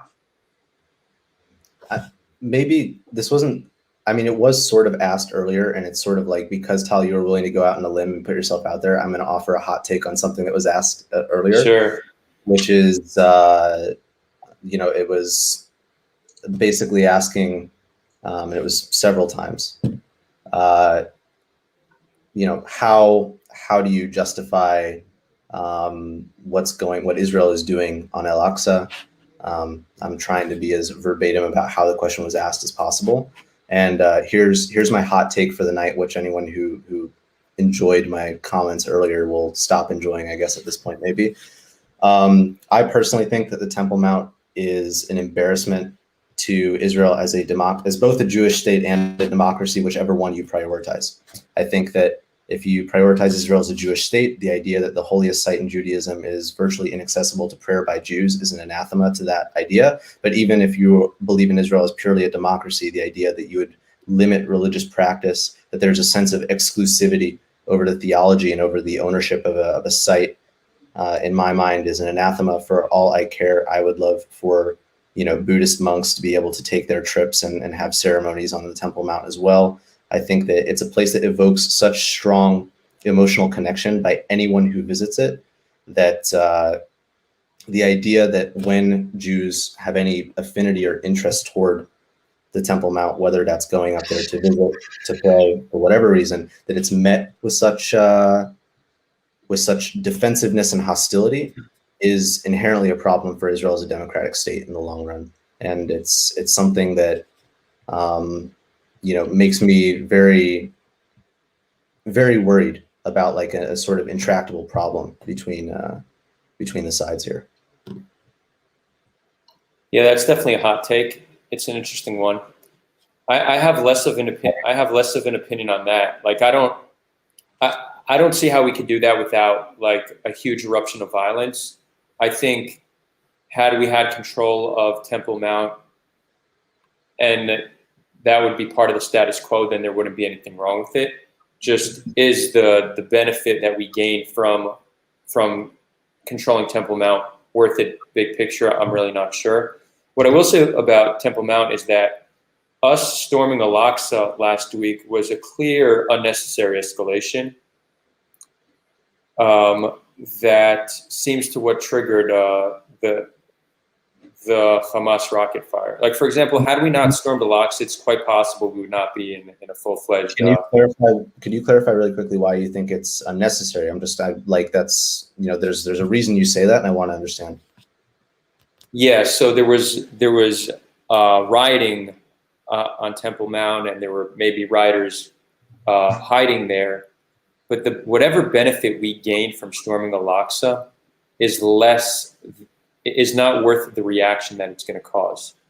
On one of the holiest nights for Muslims of the year, we storm one of their holiest sites when tensions are already high. To think that that's not going to escalate the conflict to the next level, it obviously will. It was just, in my opinion, obviously a bad call. And I think you can't blame it just on that, right? There's been a very long series of events. Some people are blaming it on the TikTok video of Arabs beating up Jews. Some people want to say it's Sheikh Jarrah. Again, as I mentioned at the beginning, if we could play this game and go back, 100 years and keep pointing fingers. But that was just a clear unnecessary escalation that we didn't have to do. We would have been perfectly fine. It wouldn't have posed an existential threat. It wouldn't have posed a serious threat to the citizens of Jerusalem had we not stormed it. It was just a bad judgment call by whoever decided to do it. Feel free to disagree. Yep, share a different perspective. Yeah. I don't know if I disagree outright, but I would say that, again, this comes back to rule of law. It's like if there's a riot taking place anywhere in Jerusalem and it's allowed to fester because enforcing the rule of law is less palatable than letting a riot play out, like I refuse to believe that that's going to be long-term good for any country that values rule of law. Like the minute you excuse it in one place, it becomes excusable in another. I think that the most important thing in a democracy is equal application of the law.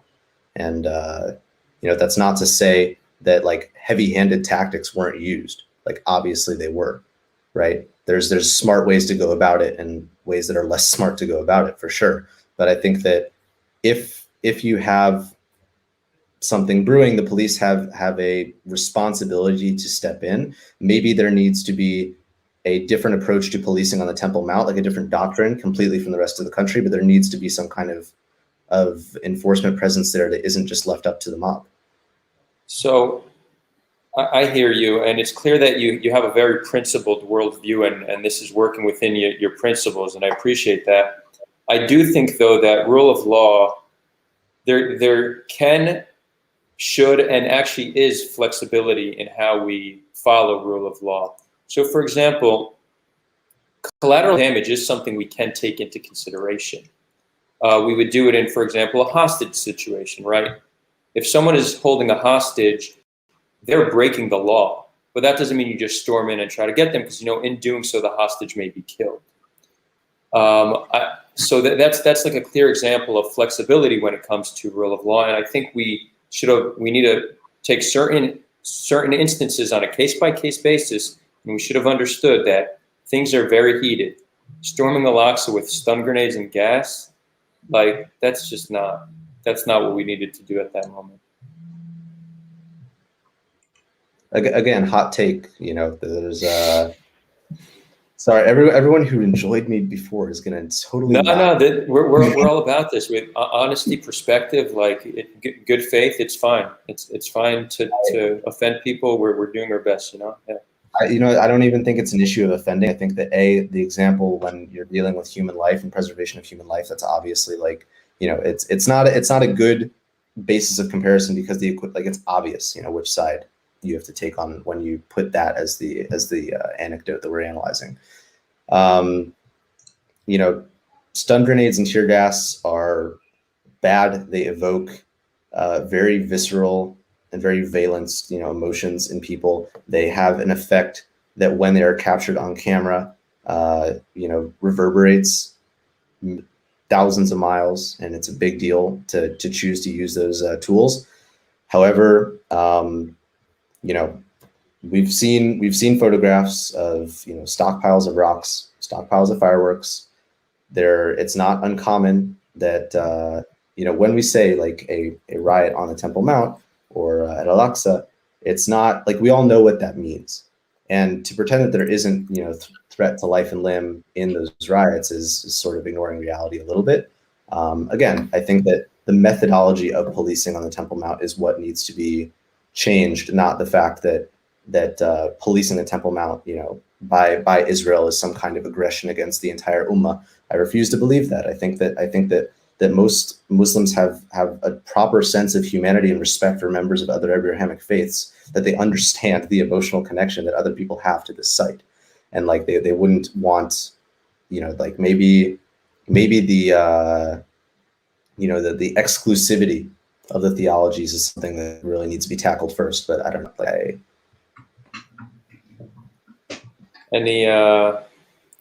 Tal, any thoughts on Temple Mount Al-Aqsa? Any hot takes? So I would agree more with what Adar is saying in terms of the rule of law. At the end of the day, we need to act accordingly with the type of people that we're against. Understanding that every single circumstance is unique to its own. I think that if we go strictly dead center according to what the law says, then we're going to find ourselves in a lot of really bad situations. Just because we can doesn't mean we should. Laws don't dictate morality. And so in situations where what happened with the Al-Aqsa Mosque, I don't understand the full exactly what happened there. I mean, I'm still trying to understand exactly what occurred in terms of, I understood that there were some agitators and they led the protests, and then everyone else got involved because of the IDF coming in. The police force coming in. And so things got really bad. But as I said, there are certain things that we can do to try to mitigate damages and not have to incite more violence. Israel already knows that Al-Aqsa is a flashpoint for violence whenever things happen there. The second Intifada was because people said that, the Al-Aqsa was under attack, and so it riles up emotions. I think that if, an Israeli leader started talking about the Kotel, one of the holiest site in the Jewish faith, was under attack, then you would see a lot of Jewish people coming and getting very upset and violently protesting as well, if they said that they were under attack by Arab rule.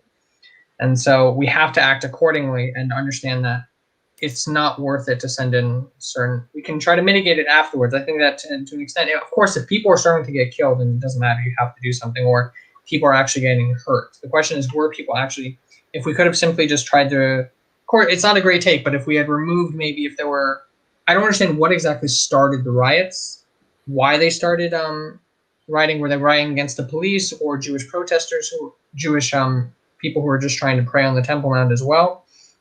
It's a problematic situation, but especially in places where it's extremely holy to one side or very significant, you can't always go according to the law. You have to change it. I hear what you're saying, and I want to, be respectful. There's a lot of people here who are giving me lots of flack. Fair enough. Wow, the comments seem pretty favorable of you. I've actually, since you've been on, people have reached out asking for your contact information and stuff. No, Ari, you're killing it. They want to know where your house is so they can tell. Exactly. I'm killing it. The question is, what is it? It's like my reputation. I hear what you're saying, but I would like to think that the same way that if you have a mob of Jews descending on someone in Bat Yam, I just want to make a quick comment. Just Adam, what I was saying about the Western Wall is that in comparison, if the Western Wall was under attack by Arabs in their eyes, then Jews would go out violently protesting. As in, when holy sites are seemingly under attack by the opposite side, people are going to get very violent very fast. But it's, again, there's a thing here that needs to be brought up, and because I work sort of like in the Arab world, I understand like this is a point that gets missed a lot, which is that the Western Wall it's quite literally a footnote. The holiest site in Judaism is the Temple Mount. The only reason that the Western Wall has any significance is because there's an accessibility issue that's existed for hundreds, if not thousands of years with Jews to the Temple Mount. Now, that doesn't excuse anything. It's just a matter of fact, putting it out there. But we also know that violence on the Temple Mount, the proximity of that to the Kotel, to the Western Wall on Jerusalem Day, where that's like the place where all, love them or hate them, all the parades, all the festivities, that's where they end up. They end up right below there. You know, there's, I think that the way that I would want the police to intercept things before they got bad, instead of waiting for them to get bad enough to intercept, I just like want to, again, you know, Adar, maybe this time it's me who's being too optimistic. I just really want, especially in a country where we have so much internal diversity and it's so crucial to who we are, that at the very least that standards be applied as equally as possible, with sensitivities in mind, obviously, but as equally as possible. I think that's important. Generally, if somebody's being too optimistic, I'll never push back on that. I think it's good. We need optimism in this world, so I accept that. Cool. Any more questions, or are there some other topics you guys would like to touch on? There are some more questions. I'll just need to scroll back a little bit. I was going to actually, I talked to you before we started this, that I was going to discuss a huge issue that I have with how the media is reporting what's going on. Yeah, sure. I've been following a lot of different sites on both sides, pro-Palestinian sites, pro-Israel sites, and I've already caught 3 to 4 different false stories being reported by them and have condemned them publicly on my Twitter for it. You guys can go check that out. And this is something that's really become prevalent to me, that each side is falling to bias very, very fast. I've been seeing that if it fits your agenda, you're going to post it. And if it doesn't really fit what you believe in, then you're going to leave it out. Important to realize that when you're looking on media and you see something happening, ask if there's another side to this. Sometimes there isn't, and there really is just a horrific attack going on one side, but it's important to always ask what happened. At the end of the day, the bias of the way that people are portraying the last few days with Gaza and Israel as a whole has been horrific, not just against Israel, but also against the Palestinians by a lot of Israelis. And it is, in my end, despicable how things are being portrayed. I think the fact that people are more saying this is what's happened instead of, hi, allegedly from one source that I can't name has said this, instead they simply say, this is what happened. And why is this dangerous? Because if I go online, and for example, what we saw earlier in the chat, where supposedly someone who has a lot of followers said that Israeli tanks were entering Gaza, that set off huge drama here in the chat and also in my private chats talking to people, because that means a ground invasion, and that's a huge development. And for someone to post something like that without thinking before they post it can really harm a lot of people. I could have seen something really horrific in the news and then decided to go out and protest against it or riot, and it turns out it never even happened. And so this is also to anyone here who has a following. Of course, this is also in general, but especially if you have a following, to always be 100% sure of what you're posting. And if you're not 100% sure, say allegedly, according to this site, you need to be very careful with what you post, because posts can incite violence, just as words can. A post of a certain photo from a certain perspective can do a lot of harm. And so you guys need to remember this when you're viewing content online. Good, very good point, Tal. And just on that, we have seen violent attacks against Jews around the world. I think primarily in the United States, essentially in retaliation to Israel. Ironically or unironically, nothing strengthens the case for Zionism more than Jews being indiscriminately attacked. Like nothing. If you want to strengthen Zionism, attack Jews around the world. That's the single best way to do it. But that's not the reason why you shouldn't attack people. You shouldn't attack people because, that's attacking people. Like it's indefensible. It's absolutely indefensible. It's blatantly anti-Semitic attack, and it strengthens Zionism. I maybe want to add one thing to what Tal said. I'm going to take what you said a step further, which is stay off of social media. It's like, I know that it's ironic because here we are, but at the same time, we all sort of know this is horrible for your mental health. If you're already feeling elevated levels of anxiety, elevated levels of stress. This is the worst possible thing you can do. Try to intake information from there and develop an idea of what's going on. The best thing you can do when you are feeling down and you are feeling, you know, the way that a lot of us who live in this region or who pay attention to this region are feeling, is to take your phone, turn it off, flip it over, look at the people around you, and ask yourself, what can I do to make the people around me more comfortable or more happy and more fulfilled, and their needs provided for and things like that. And in doing that, you're going to find so much more fulfillment that'll let you deal with these things a little bit more rationally, a little bit with more humanity. So Tal, I appreciate everything you're saying about social media. That's like, if you have to do it the way Tal's doing it, I'm more militant about it. Just It's either you ignore it or you watch my video on Sulha and use the media. Exactly. Yeah, maybe one of our community members want to put the presentation Tal gave on media in the comments. So I'm going to build even on that. We might as well talk about mental health and how to stay sane and healthy during these difficult times. Ari, I think you made an excellent point about turning it off. What I have been doing, and this isn't what I do in wartime, this is what I generally make an effort to do around the clock. I will acknowledge that I'm not always strong or motivated enough to do this, but the nature of my work is constantly speaking to people about very difficult issues, dealing with other people's pain, and it's clear that it has the ability to take an emotional toll on me if I don't take the necessary steps to protect myself. So first of all, when it comes to your phone and social media, I make a real effort to put my phone away and all other technology, my connection to the outside world. I shut it minimum 1 hour before I go to bed, sometimes even 2 hours. I spend the 1 to 2 hours before bed with myself. Sometimes I clean. I'll read a little bit, play Sudoku maybe a game of chess online, yoga, meditation.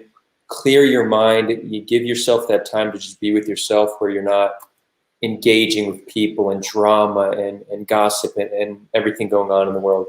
And I do the same exact thing when I wake up, and that's when it's really hard. The first thing you want to do is grab your phone, see what's going on in the world. You're also having dopamine withdrawals by then. We're all dopamine addicts because of our phones. We don't realize it, but we are addicted. Well, I could speak for personal experience. I know I am. So we just want to grab our phone and scroll from bed. I try very, very hard to refrain from doing that.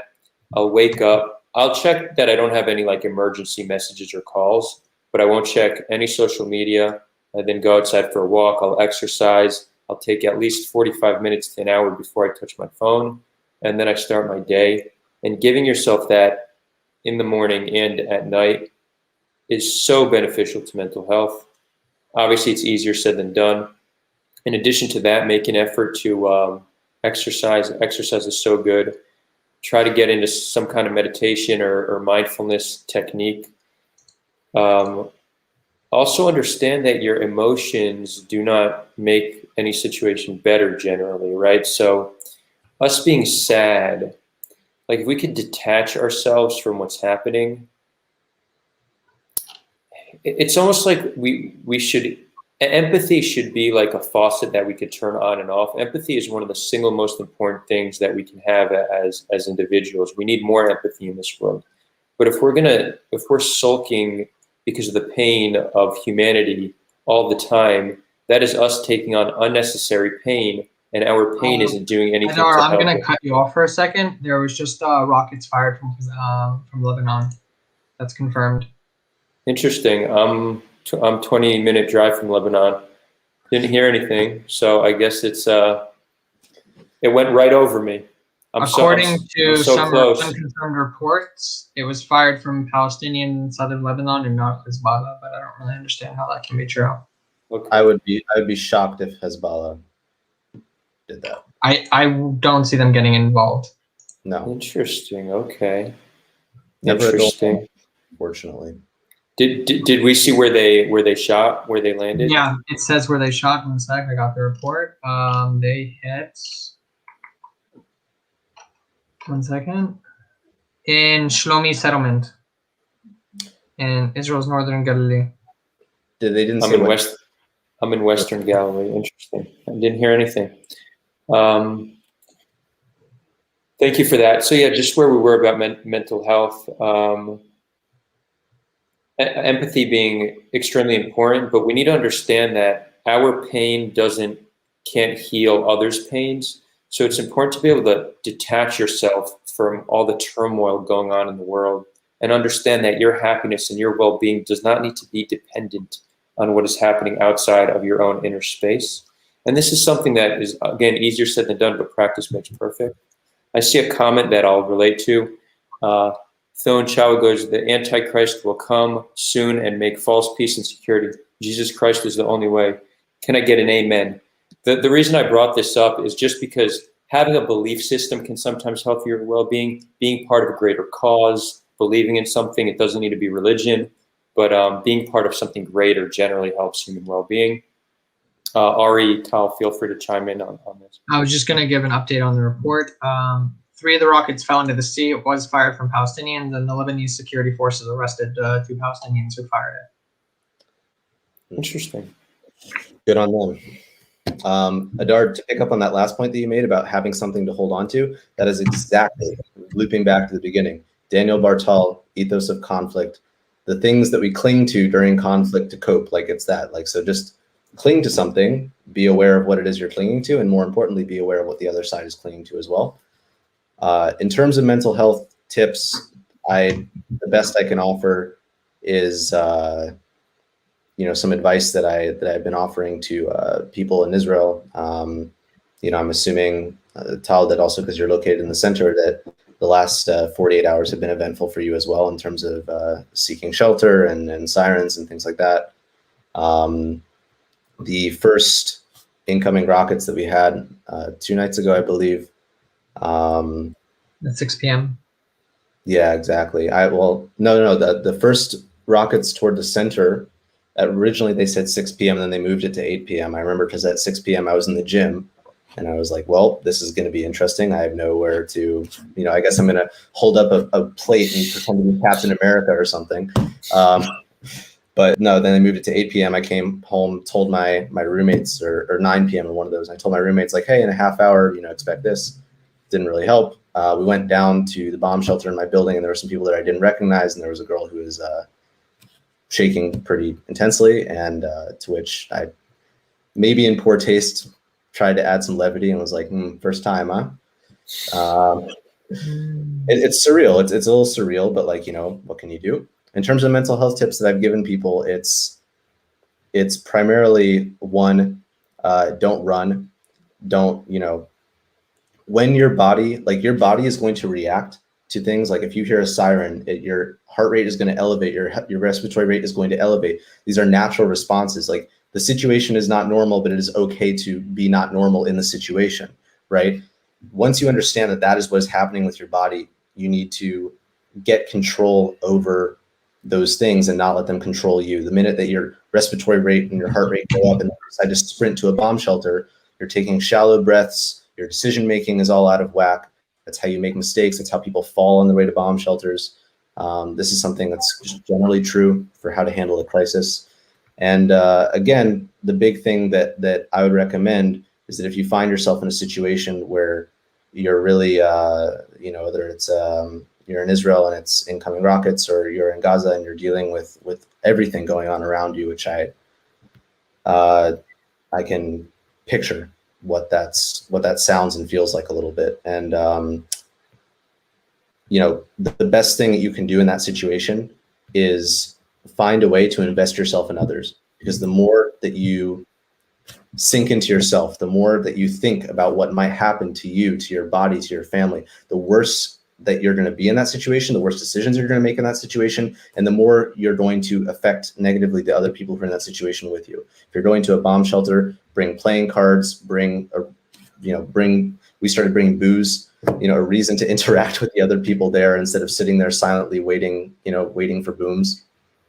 That's the best that I can do. And, just right now, people need to take care of each other. Yeah. Well put.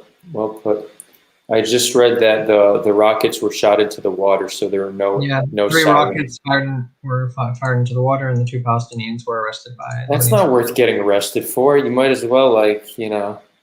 I mean, they could instigate a war. So I mean.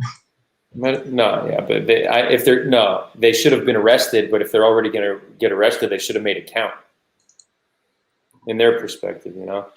You mentioned something about the humor that you made a joke when the siren went off, and Israelis actually, that's something that I think we do very well. We try to remain lighthearted even in difficult times. I don't know if you guys saw the Star Wars version of the rockets. Maybe I could pull that up real quick. I would love to see people's reactions to that in real time. That'd be hilarious. Hold on, let me pull that up. Wait, how can I put the audio though? I need to connect to my Alexa real quick. Hold on. Nope, wrong one. So when rockets were shot at Tel Aviv. Now connected to Adar's MacBook Pro. When rockets were shot at Tel Aviv the other day, it was the largest barrage ever shot, and the Iron Dome intercepting them made a Star Wars-like scene. So Israelis, hold on. How do I get this up? Oh, I saw this video. Yeah, it's great. Okay. By the way, tomorrow or the next day, I still need to decide. I'm going to go live, and the whole session is just reviewing the most cringy and bad takes on social media. We're just going to be debunking cringe. And there's a lot. Like, we won't even be able to get to a fraction of it. And shout out to Shai Reef. This was his idea. Okay. Y'all ready?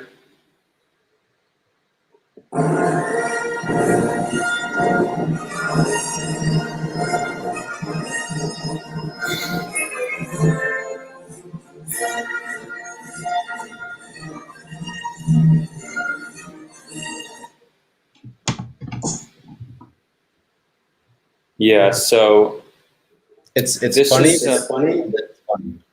Yes, hold on. Let me just turn my. Yeah, what are you saying? I'm just saying it's funny, but it's sad that it's funny. It's like. Wait, why am I not hearing you? Coping mechanism. Absolutely. Say something, Ari. Yeah, can you hear me now? Nothing. Not yet. No, not yet. We're good. Okay. Yeah. What? Yeah. What'd you say? No, I just said that it's funny, but it's sort of sad that it's funny. Yeah, I mean, it's one of those tricky things that this was a traumatic experience for many people. People could have been killed in that. So it's like people were killed in that. In this one specifically. Yeah, that was in the same barrage that killed 2 people in Lod. Okay, so you see, and Rishon, I believe, and in Rishon LeZion, it killed a woman in Rishon LeZion as well. So this is a very interesting, call it like a moral gray area, or just something that's unclear, because we could decide that this was a rocket barrage that actually killed people. And I don't think that the families of the people killed would find that video funny. Yeah. That being said, in many ways, turning that into something humorous is a coping mechanism for a population that's also dealing with the difficulty. So I don't quite know how to navigate this. Potentially, it's something that you watch and you maybe send privately to friends, but don't post publicly, which I just did. But I am open. If I get critiqued for showing that publicly, I accept that criticism. I can accept that it perhaps wasn't sensitive. I do think it is a very interesting gray area that's unclear, because it's making the best of a shitty situation, but I could see why people would be upset by it. I think something that happens sometimes when we make jokes about it, not even jokes, but when we're making videos and jokes about it, is we're normalizing it. And for a lot of people who this is their daily life, as Ari said. People who live in the South are people who are constantly living under this threat. They don't want this to become their reality. And so sometimes jokes like this, while trying to, laugh about it for a second during the trauma, you're also normalizing it because, for example, when a car crash happens, you don't immediately start making a video of it, a funny video of the car crash. But if multiple car crashes started happening, maybe someone would, but that doesn't mean it's good. Unfortunately, now people would start making TikToks of it. That's the problem. True that, yeah. No, TikTok is quite simple. But that's an interesting concept in sociology that I want to see if it relates. We empathize more with one than a group, right? So there was an interesting study. They show that, those commercials that will show you like a child in Africa, give like $1 a day can feed this child. It's like a commercial. They showed that if you were to present it as not that one child, but that child and sibling, less people would donate. Less people would donate to help two people than one person. So it's interesting how that works, and I think it relates to what you just said. Okay, we just hit the 2-hour mark. We'll start winding it down. Any final questions from the audience? Questions, suggestions? We're going to do this almost every night. I do need a break sometimes. I get tired. I also work a full-time job, so it's not easy. If anybody wants to support us, you can support us monetarily through Patreon. Our patrons really, really help us, and there's some benefits you unlock in supporting us on Patreon. We also have other means of donations, including cryptocurrency. You can find links to that in the description. More rocket fire, understood. Understood. There are other ways to contribute, volunteers, our social media, a lot of our ideas. We're a community-run project. As you see, this is Tal's 3rd appearance this week. It's very clear Ari is going to be back, unless he doesn't want to, but he's definitely invited back. We'll see. A lot of the content we do is content that community members have come up with. We're always looking to grow our circle. Sulha, more than anything, is a community of people who are coming together and really trying to have an impact, a positive impact here on this world. The door is wide open. My contact information is in the description. You can reach out to me. I'd be happy to chat. They're asking in the chat, Ari, what is your political views? Like, what party do you support? I like being ambiguous. It keeps people interested, I'm all over the political map. I consider myself someone with a deeply divided mind. I can tell you the trajectory of how it changed over time a little bit, but that's I don't know. I kind of don't want to answer that because I feel like people will infer things. People will decide how much to listen to what I have to say based on that in the future. And I don't think that my political views should matter that much. I think that I have principles, I have empathy, I do the best I can, just like the rest of us. And there are things that are more important to me than other things. They're not the same as what's important to you, and that should be okay. I think in general, your political views shouldn't be kept secret because sometimes I see this with activists. They're like, I want peace, but when I actually sit with them one-on-one and ask, what is what's your big solution? And then it turns out the solution is really much against what the other side wants. And it's kind of like a double standard in terms of the narrative. I think it should be more. Also, I agree with you. For example, I don't call myself left or right wing or pro-Israel, pro-Palestinian. It's just more asking me a question and I'll answer it for you, and you can decide. I don't like putting labels because the second you have a label, you have to be in this category. Yeah, I mean the difference is that I'm not I don't consider myself an activist. I consider myself like a very profoundly confused thinker. That's the thing. It's like I'm not trying to tell anyone what to do. I don't believe that I really, something I inherited from the father figure in my life was just a real deep sense of humility when it comes to like telling other people how to solve problems. I really like to observe, give my take, let people simmer on that, and then make the right decisions. I think that's the best way to make decisions generally. So yeah, like I mean, there's things that are important to me in Israel, like which I can sort of allude to. Like I think that we have a long way to go in terms of religious freedom and freedom from religion in this country. I think that there is something not principally wrong about having a state that is, what one Israeli academic calls ethnocracy. Like, I don't necessarily disagree with the idea of a Jewish state per se. I don't. I generally, like the idea of free markets. Like, it's all very nuanced. Adar's favorite thing. Exactly. Nuance, just not too much. It's debilitating. We had an interesting conversation before we went live that nuance is great, but then we considered the possibility of being over nuanced, and then we acknowledge that we're having a nuanced conversation about the concept of nuance. And we acknowledge, yeah. I think that generally speaking, a lot of the people who we have on the show here are what you could call atypical thinkers. It's not easy to put them in any one box, and this is really the people we look for and try to bring closer to us.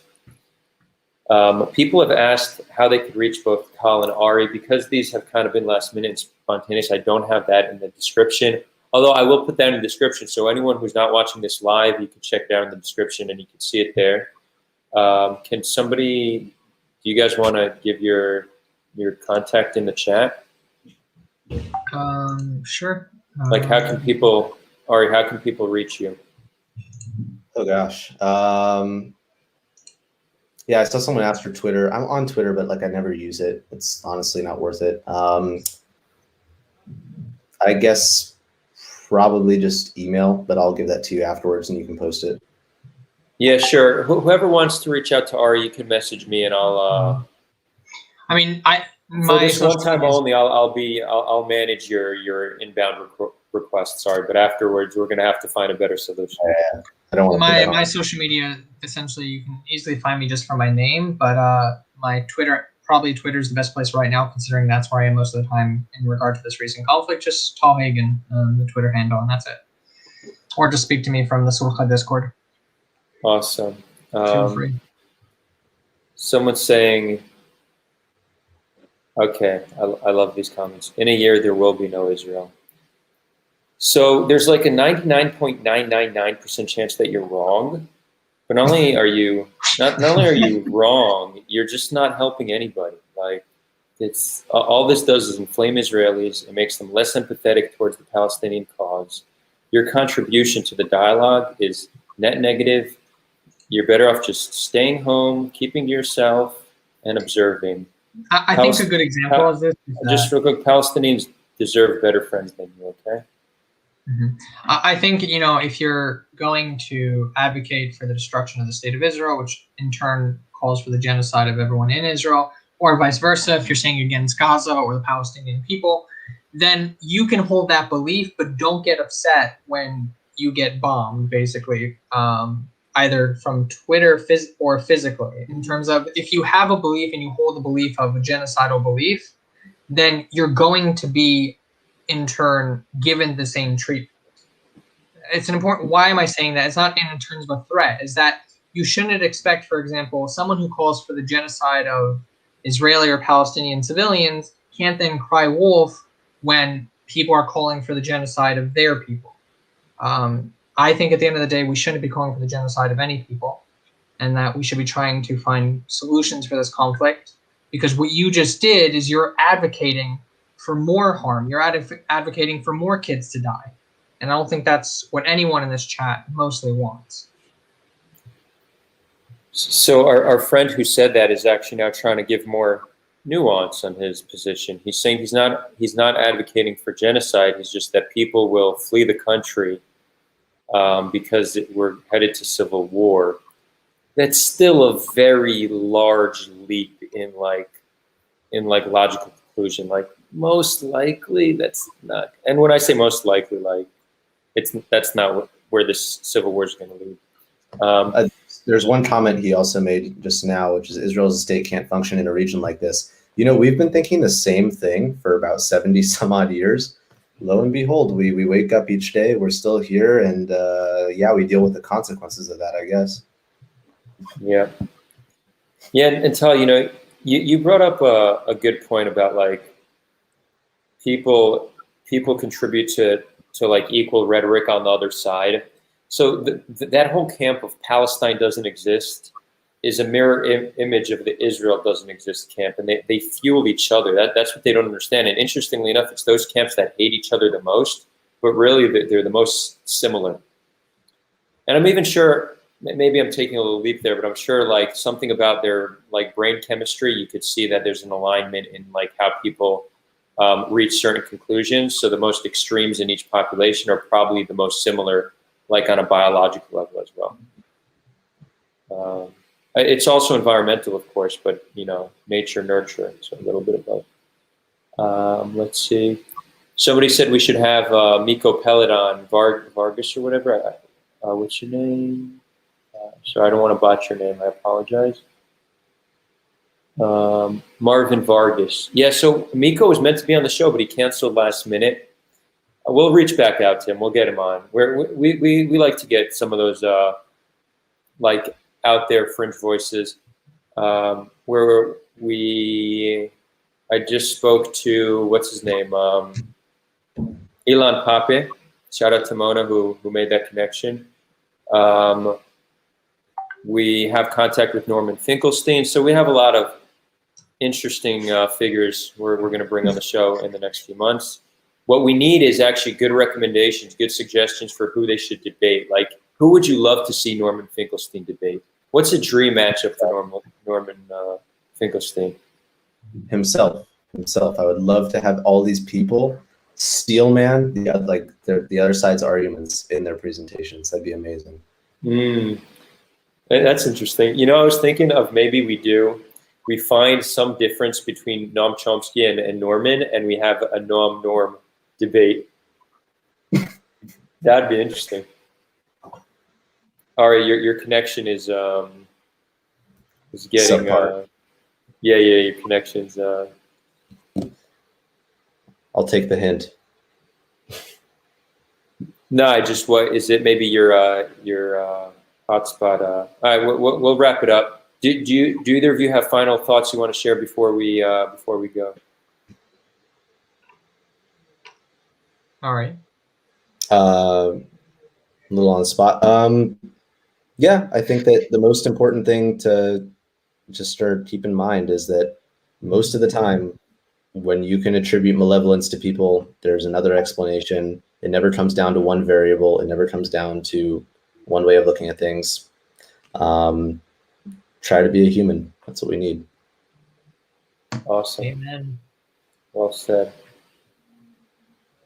Tal? The same thing I always say. Follow multiple news sources.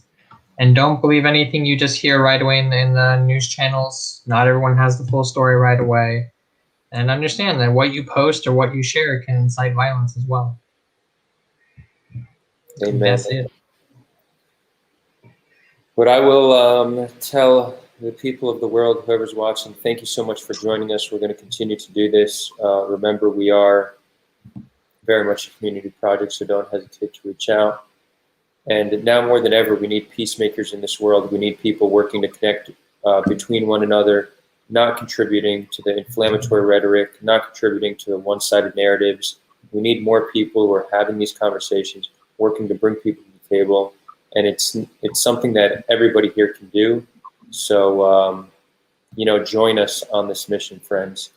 We're going to do an after party in Discord. It's a continuation of the conversation that anybody can join in on. Ari, you haven't been on Discord yet. You want to join, or you got to go? Yeah, I'll try my best. It might take me a couple minutes.